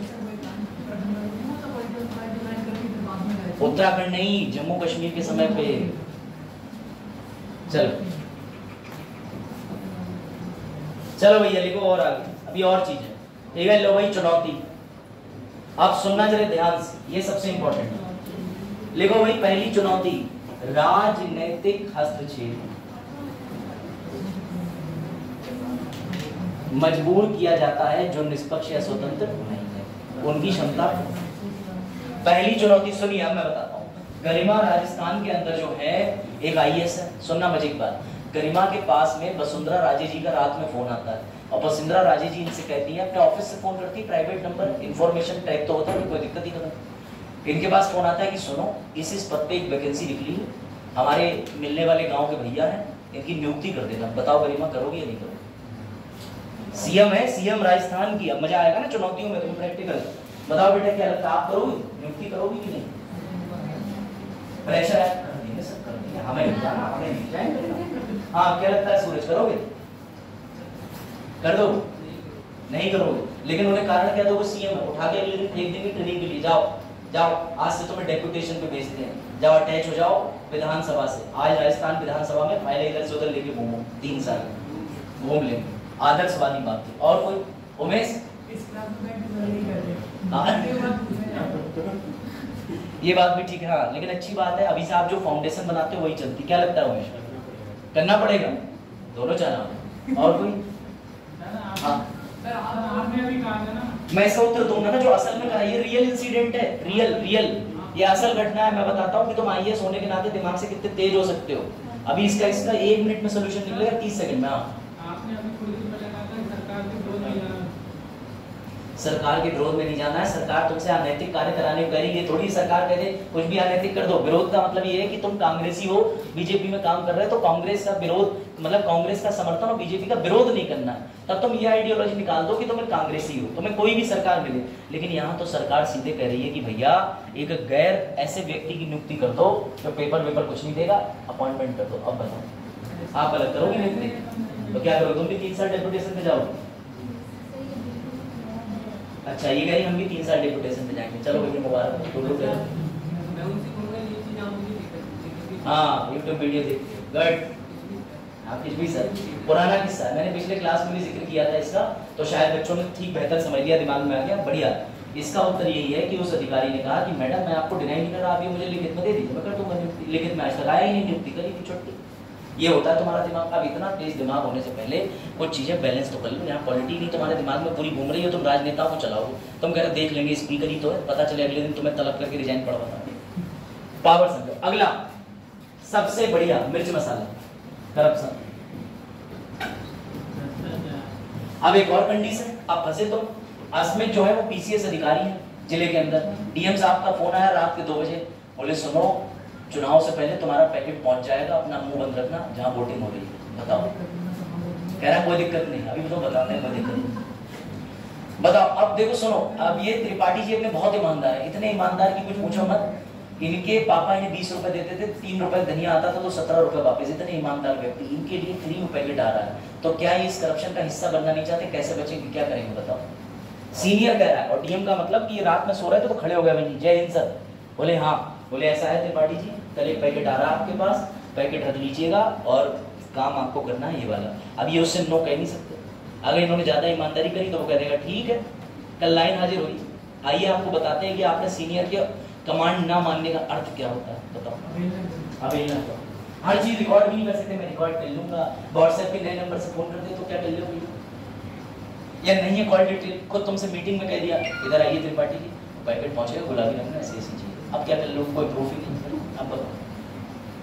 हाँ बताइए, हाँ भाई बताइए बताइए क्या करा जाएगा।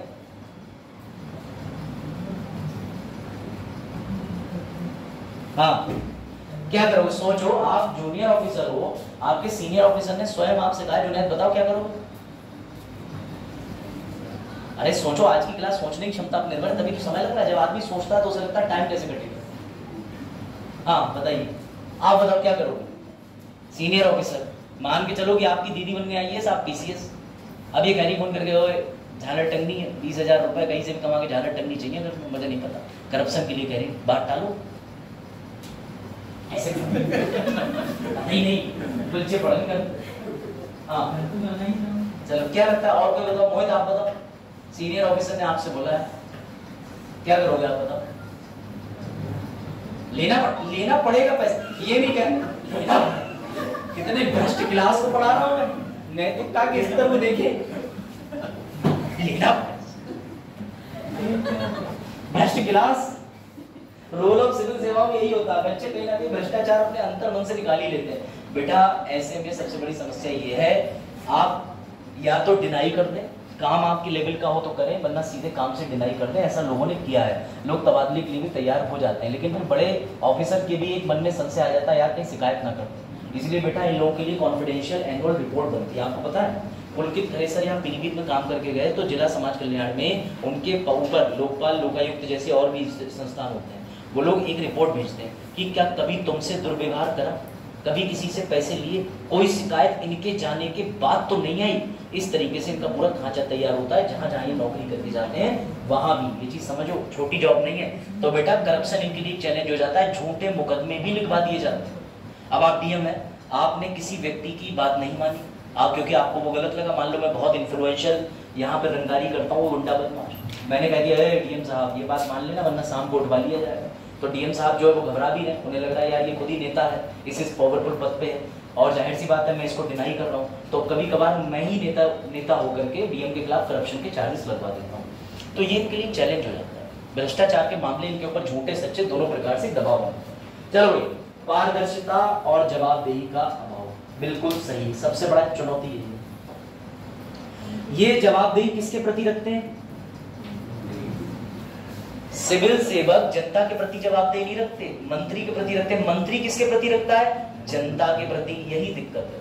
अगर सिविल सेवक जनता के प्रति जवाबदेही पूरी तरीके से रखते हैं, निष्ठा भाव के साथ, तो अभी तुम ये जो चार्म देख रहे हो ऑफिस के अंदर, ये सब जीरो हो जाएगा, कतई खत्म हो जाएगा, कोई मतलब नहीं। नैतिक दुविधाएं बताओ भैया, नैतिक दुविधा का उत्तर दीजिए। नैतिक दुविधा की परिस्थिति बनाए, चलो बनाओ। आपको आज बजट पेश होना है 1 फरवरी को सुबह 8 बजे, ध्यान से सुनना। उसी समय पे आपकी वाइफ की डिलीवरी भी होनी है, दोनों में से किसे चुनो? वाइफ की डिलीवरी कराने जाओगे या बजट पेश कराने जाओगे? बजट कॉन्फिडेंशियल होता है, अगर आप बजट टीम का हिस्सा हैं तो आप कहीं भी अपने फोन की इंफॉर्मेशन, जानकारी को साझा नहीं करेंगे। आप तब तक पब्लिक डोमेन से बाहर कट के रहेंगे जब तक कि आपका बजट पेश ना हो जाए। लेकिन आपको पता है कि ये बहुत अर्जेंट है, वाइफ की डिलीवरी होनी है, ऐसे में आपका रहना वहाँ बहुत आवश्यक है। कैसे मैनेज करोगे? हाँ बताओ, कैसे क्या करोगे बताओ? बजट पेश करेंगे? हाँ भाई, चाहे घर का बजट बिगड़ जाता है, घर वाले होंगे, कोई नहीं करवाना आता, लड़कियां पता।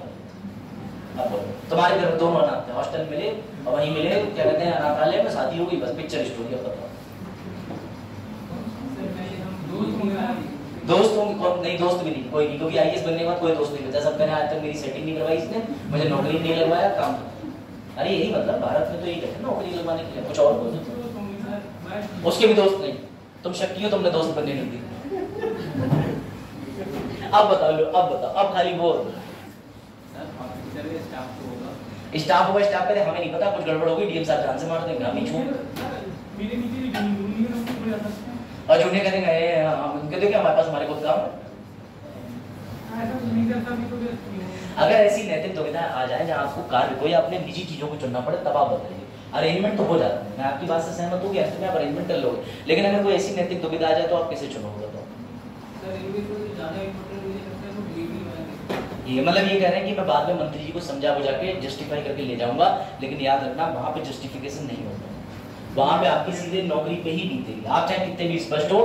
तो आपको इसका उत्तर इंटरव्यू में जो झूठ बोल के देना है वो यही देना है, सर दिल दिया है जान भी देंगे, ए मंत्री के देंगे, मतलब वही सरकार भी हम भी सब हो जाएगी। सर खुद समझदार है, वो खुद ओला कैब बुक करके कोई चली जाएगी, कोई डॉक्टर्स कहती मेरे पति डीएम है बहुत पिटवाऊंगी अगर कोई गड़बड़ होगी, बालक स्वस्थ होना चाहिए। तो भैया वो खुद ही सब देख लेगी, समझदार है। लेकिन मैं सर पहले राष्ट्र के लिए समर्पित हूँ, राष्ट्र की धरोहर। ये ध्यान रखना कि तुम राष्ट्र के काम में, राष्ट्र निर्माण के काम में दुविधा डिनाई नहीं कर सकते। ये है इनकी नैतिक दुविधा। ठीक है, अगला भर्ती और प्रशिक्षण। सबसे बड़ी दिक्कत चुनौती क्या है? भर्ती प्रशिक्षण। ट्रेनिंग कायदे की दी जा रही होती तो ट्रेनिंग के अंदर ये भी बोला होता रीलें नहीं बनानी है। अब जितने न्यू लॉन्च हो रहे हैं सबकी रीलें बन रही और गाइडेंस के नाम पे फॉलोअर बढ़ते हैं। फॉलोअर के बाद उन्हें हल्की सी साड़ी लड़ा दी आईपीएस ने, हाँ फूलों में हवाओं में बस सारे वायरल हो गए। ऐसी आईपीएस कुमारी सिमरन पाल सिंह जिन्हें देख करके इंस्टाग्राम पे बढ़ गए फॉलोअर।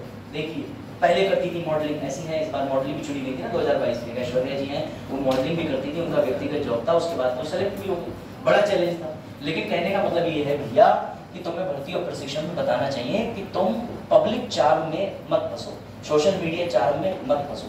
सोशल मीडिया आपके ऊपर एक मानसिक दबाव डालती है। मैं सच बता रहा हूँ, सोशल मीडिया में जो लोग सोशल मीडिया अपनाते हैं वही एक दिन व्हाट्सएप पे मैसेज डालते हैं ग्रुप में, पीडीएफ के आंसर नहीं डाले आप डिलीट कर देते। किसने डाला था?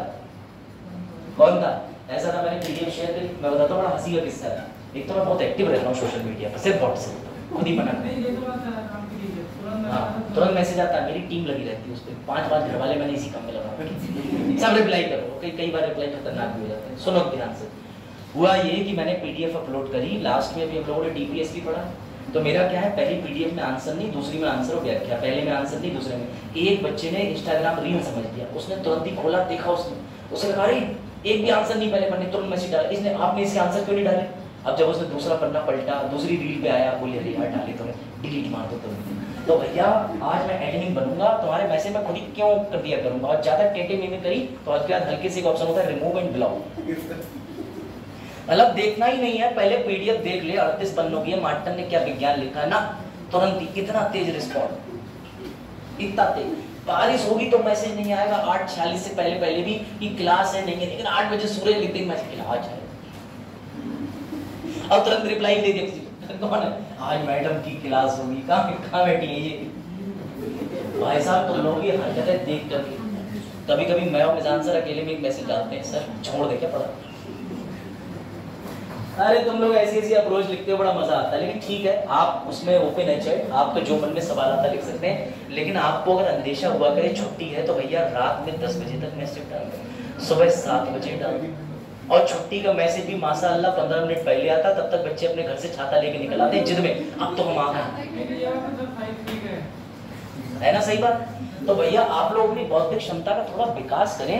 एक ऐसे प्लेटफॉर्म पे हैं जहाँ थोड़ा सा मतलब जिम्मेदार है। तो ये मैं इसलिए नहीं बता रहा कि सूरज का मैसेज गलत है, इनका गलत है, या किसी बच्चे ने मुझे डाल दिया। मैं ये मैसेज डाल के इसलिए बता रहा हूँ कि जब आपको जवाबदेही लेने का टाइम आए तब तो आप पीछे हट जाते हो, और जब जवाबदेही नहीं लेनी हो तो बहुत फन दे देते हो। हाँ कौन करते हैं मैसेज? मैं कुछ नहीं मैसेज करता। चलो देखो, वर्क लाइफ बैलेंस सबसे बड़ी चुनौती।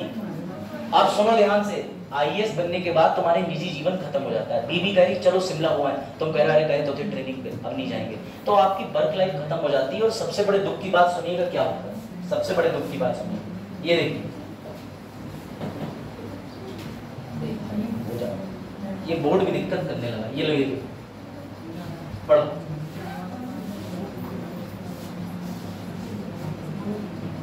किसी ने कनपट्टी पे गन सटाकर गोली मार ली, किसी ने जिंदगी से तंग आकर ट्रेन के आगे। तुम्हें लग रहा है अभी तुम तैयारी के समय पर इतना परेशान हो, इतना ज्यादा दुविधा में हो कि अभी मन कर रहा है सुसाइड कर ले। बेटा नौकरी में आने के बाद कैसे झेलोगे, जरा ये देखो। हाँ नीचे पढ़नी थी क्या, हवाला कांड के आरोपी की वजह से 8 पानी। देखो ये विज्ञापन वहीं से आया है, दैनिक भास्कर पे मुकदमा करे जो भी करना चाहे, ठीक है।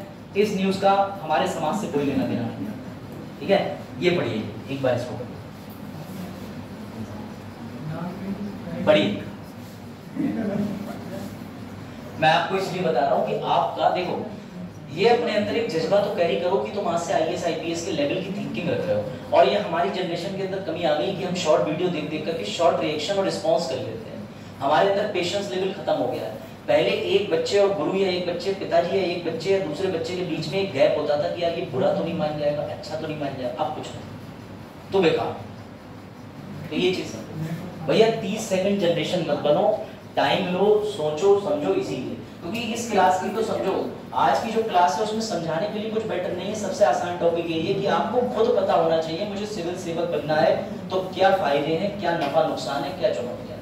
मुझे तो यही समझ नहीं आता, ये क्लास इसमें डाल दी ठीक है, लेकिन ये सेल्फ बच्चा पढ़ के यहाँ पर अपने उन डाउट्स को डिस्कस कर सकता है कि सर सिविल सेवा में इसको मैनेज कैसे करें। लेकिन अच्छी बात है, तो मैं आपको समाज का आईना दिखा रहा हूँ। अभी तो ये 2 ही घटना है, और घटना है देखिए ना, लो देखो पढ़ो। ऐसी घटनाएं इतनी ज्यादा है कि चिंता व्यक्त करती हैं। इसलिए मैं आपसे कह रहा हूं कि देखो, हंसी मजाक में क्यों करता हूं, इसीलिए करता हूं ताकि तुम बाई कैरेक्टर बहुत स्ट्रांग बनो, जो लाइफ को कैजुअली नहीं लेता और बहुत गंभीर रहता है। गंभीरता उतनी जरूरी है कि जब आप लाइब्रेरी में बैठे हो तो आपको हिलना नहीं है, जब आपने किसी को समय दे दिया है तो डिसिप्लिन रहना जरूरी है, पढ़ाई में नियंत्रण रखना जरूरी है, लेकिन आप लाइफ में थोड़ा चिल आउट करके भी रहो, मस्त भी रहो। क्योंकि पता है आपको, अगर इतनी बड़ी बड़ी टेंशन लोगे तो टेंशन लेने के साथ दिमाग हिल जाएगा और अभी से तुम्हें मतलब ऐसी फीलिंग आएगी, नौसिया, वोमिटिंग, पेट में गुड़गुड़ाहट, दस्त हो गया।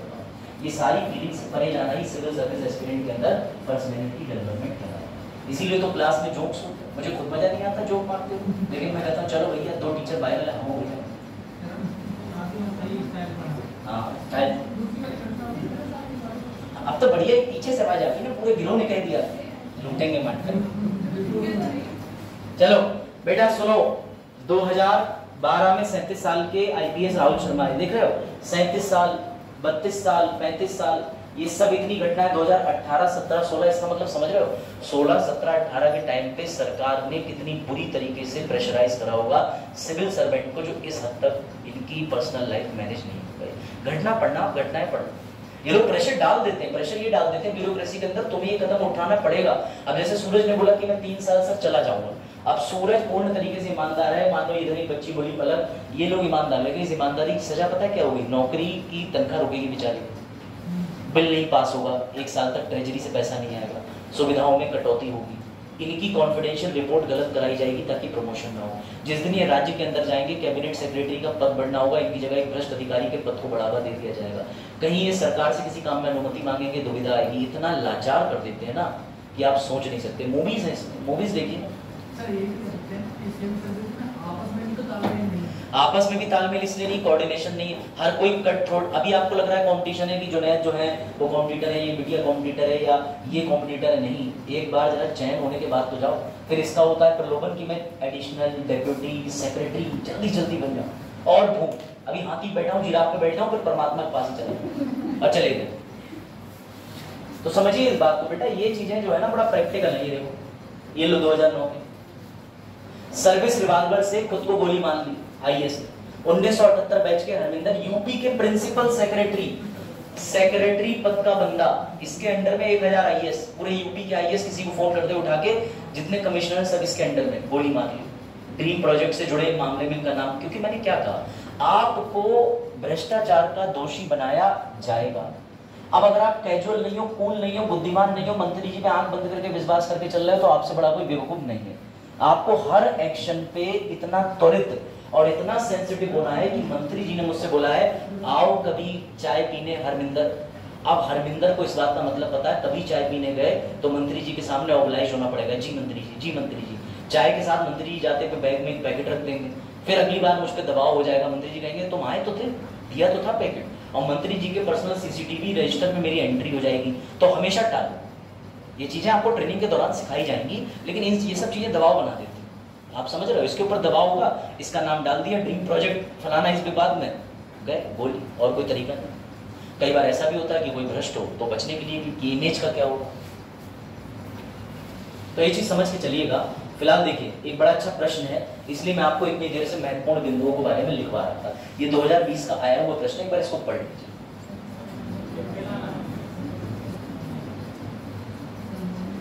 सिविल सेवा में आप में से कोई सुधार बता सकता है? आपने भी समस्याएं समझी, आपने अभी चुनौती देखी, विशेषताएं देखी, आपको इसके जो सुधार है वो बताने। आप में से कोई कुछ सुधार बता सकता है कि क्या बेहतर सुधार होने चाहिए, सिविल सेवाओं में क्या सुधार की आवश्यकता है? एक एक करके कोई एक एक पॉइंट बताना चाहे बता सकते हैं जो आपको पॉइंट लगता है।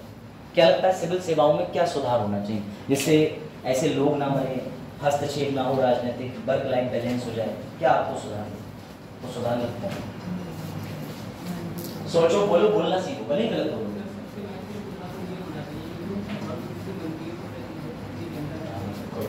यानी आपने पूरे टॉपिक को समझ के पहला पॉइंट बोल दिया, शाबाश, वेरी गुड। और कोई लांची बेटा तुम भी बताओ कुछ? वेरी गुड, रोधारी सरकारी आयोग है, इसके अलावा DRC कोड 2005 का सही कोड करना चाह रहा हूँ, इनमें ये चीजें कही हैं, इनकी तय कर दी जाए गवर्नमेंट। आपने बिल्कुल ठीक बताया, गुड सूरज, वेरी गुड। और कोई? हाँ, भ्रष्टाचार भी कंट्रोल होना चाहिए, चलो ठीक है। और कोई? हाँ ठीक है, ये देखो पहले मैं आपको इंग्लिश दिखा दूं, हिंदी लिखी बगल में, चिंता ना लें, ठीक। अब देखो, सेवा उत्तम मॉडल पर काम करना चाहिए। पता है आपको सेवा उत्तम मॉडल क्या है? मैं बता देता हूं। एक त्रिकोण है जिसके अंदर विभाग, सेवा, सुधार, विभाग, सेवा, सुधार, ये ट्रायंगल चलता रहता है। मैं आपको दिखा देता हूं। लास्ट चीज है सेवा उत्तम मॉडल, उसके बाद कल डिस्कशन करेंगे। थोड़ा सा आप इसके बारे में घर से भी पढ़िएगा, आपको और आनंद आएगा, मुझे भी और बढ़िया लगेगा पढ़ाते हुए। ठीक है, समझना ये क्या है? सेवा, गवर्नमेंट से, ठीक। यहां से सेवा चली, यहां तक सेवा में सुधार की आवश्यकता पड़ी, समझना। सुधार की आवश्यकता के बाद क्या करा? उसे सुधार करा, फिर वापस ये चला। ये ट्रायंगल निरंतर चलता है, इसे ही सेवा उत्तम मॉडल कहते हैं। कौन सा मॉडल? प्रशासनिक अधिकारी सेवा देगा, उसकी शिकायत आएगी, सुधार आएगा, वो सुधार लागू करेगा, लागू करने के बाद, वो सुधार करने के बाद फिर से सेवा देगा। ये मॉडल निरंतर चलना चाहिए, सबसे बड़ा सुधार है, इसे सेवा उत्तम मॉडल कहते हैं। मैंने आपको ये पढ़ाया है। सेवा उत्तम मॉडल का मतलब ये होता है कि प्रशासनिक अधिकारी का निरंतर सुधार चलते रहना चाहिए। पहला ये रहा, ठीक है। अगला देखिएगा, पहले आपको ये बताना, चलो इधर आ जाओ, ठीक है। अब ये देखिए, जैसे अभी सूरज ने बोला कि अलग अलग आयोगों की अलग अलग रिपोर्ट आई है, तो इस बात का ध्यान रखिएगा, अलग अलग आयोगों ने समय समय पर अलग अलग रिपोर्ट दी है कि ऐसा हुआ है, ऐसा नहीं हुआ, ऐसा हुआ है। लेकिन एक बात बहुत महत्वपूर्ण रखिएगा, आयोग की रिपोर्ट जो होती है वो सिर्फ सिफारिश मात्र होती है। उन सिफारिशों को लागू क्यों नहीं करा जा रहा है? क्योंकि सरकार अल्टीमेटली इनका दुरुपयोग करती है, और दुरुपयोग से बच जाएंगे अगर आयोग की सिफारिश लागू कर दें तो लागू होना चाहिए। कैडर प्रेफरेंस को बल देना चाहिए, एथिक्स होना चाहिए, और बाकी इसको जो है हम लोग कल जारी रखेंगे, कोई टेंशन की बात नहीं। इसके बाद कल आपके लिए जो दूसरा पार्ट शुरू होगा मैं दिखा देता हूँ ताकि आपको थोड़ा और इंटरेस्ट आ जाए। बोर्ड दिक्कत कर रहा है, ठीक है। कल आपको ये भी बताया जाएगा कि आप लोक सेवकों की शिकायत कहाँ कर सकते हो। IGRS छोटी चीज है, जिसे IGRS पता है वो बच्चा चीज बता लो, नई चीज सीखो ना। सर अनपढ़ लोगों को नेता क्यों बनाया जाता है? अनपढ़ लोगों को किसमें गिना जाता है? नेता क्यों बनाया जाता है सर? अनपढ़ को नेता इसलिए बनाया जाता है क्योंकि भारतीय लोकतंत्र में जब हमारे यहाँ संसद प्रणाली का जन्म हुआ संविधान का, तो भारत की मुश्किल से 12 से 13% आबादी पढ़ी हुई थी। ऐसे में ऐसे लोगों को लोकतंत्र में जोड़ने के लिए हमने पढ़ाई का प्रावधान राष्ट्रपति तक भी नहीं रखा, चाहे राष्ट्रपति हो, लोकसभा राज्यसभा सदस्य हो, कहीं भी हो। अभी जाकर के लेटेस्टली हमने प्रधान के में थोड़ा संशोधन करा, इंटर की मान्यता रखी है कि कम से कम इंटर होना चाहिए, तो हो सकता है आगे सुधार हो जाए। लेकिन अनपढ़ व्यक्ति का ये बिल्कुल मतलब नहीं है कि उसे समझ नहीं है समाज की, बस फर्क इतना आ जाता है कि अनपढ़ व्यक्ति की नीति बनाने की बौद्धिक क्षमता अच्छी होनी चाहिए। हाँ, कौन? RP एक्ट, अच्छा। जन प्रतिनिधि अधिकार की अगर बात करें तो पहली बात तो ये जान लीजिए कि जन प्रतिनिधि अधिकार जो है वो एक्ट किसी सेवा में नहीं लिया जाता, वो सिर्फ और सिर्फ संसद के अंदर होने वाले 2 एक्ट हैं, एक 50 का, एक 51 का, ठीक है। अब ये जो बात कह रहे हैं उसकी हालांकि क्लास तो हमारी कल होनी चाहिए थी, लेकिन कल छुट्टी होगी किन्हीं कारणों की वजह से, वरना कल उसमें पूरी क्लास थी। लेकिन मैं आपको हिंट दे देता हूँ, रोका अधिनियम जिसे कहते हैं जन प्रतिनिधि अधिनियम, सुनना ध्यान से, 1950 1951, ये दोनों संसद के अंदर सदस्यता एवं संचालन के संसद के संचालन की बात करते हैं। जो ये पूछना चाह रहे हैं मैं बता दूं कि उसका पूरी तरीके से लागू करा हुआ है और स्ट्रिक्टनेस के साथ है। एग्जाम्पल, राहुल गांधी धारा 8 की 4 के तहत लिए गए थे, कोर्ट ने उन्हें बचा के रख लिया, वरना उनकी सदस्यता में जो 2 साल की सजा हुई थी पूरा का पूरा रद्द हो जा रहा था मामला। तो ये लीगल रूप से सुचारू रूप से लागू है, लेकिन ये इस सुधार के बिल्कुल भी रोल प्ले नहीं करती। हाँ तो बेटा कल सुनो, क्या सुनेंगे हम, जो तुम पढ़ना चाहते हो, जिसमें तुम्हें मजा आएगा। कल तुम्हारे लिए लेक्चर इंटरेस्टिंग क्यों रहेगा, एक बार दिखा दो। ये पढ़ेंगे कल, आप ये पढ़ोगे, ठीक है। डेप्यूटी सेक्रेटरी कौन होता है, सेक्रेटरी कौन होता है, एडिकल मतलब कल जो है कंसेप्चुअल पार्ट नहीं है, वो तुम पढ़ गए चुनौतियां उनौतियां। कल तुम्हें ये पता चलेगा कि पीसीएस से निकालने के बाद में कितने समय के बाद सेक्रेटरी बनते हैं, डेप्यूटी सेक्रेटरी क्या होता है, असिस्टेंट सेक्रेटरी क्या होता है, तुम्हारी नियुक्ति होगी ये किस रंग के मतलब किस रैंक के ऑफिसर होते हैं, तनख्वाह क्या उठाते हैं। तो कल का लेक्चर इंटरेस्टिंग है, आप जानोगे कि ये लोग किस किस पद पर होते हैं, ठीक है। चलो भाई ठीक से पढ़ लेना। और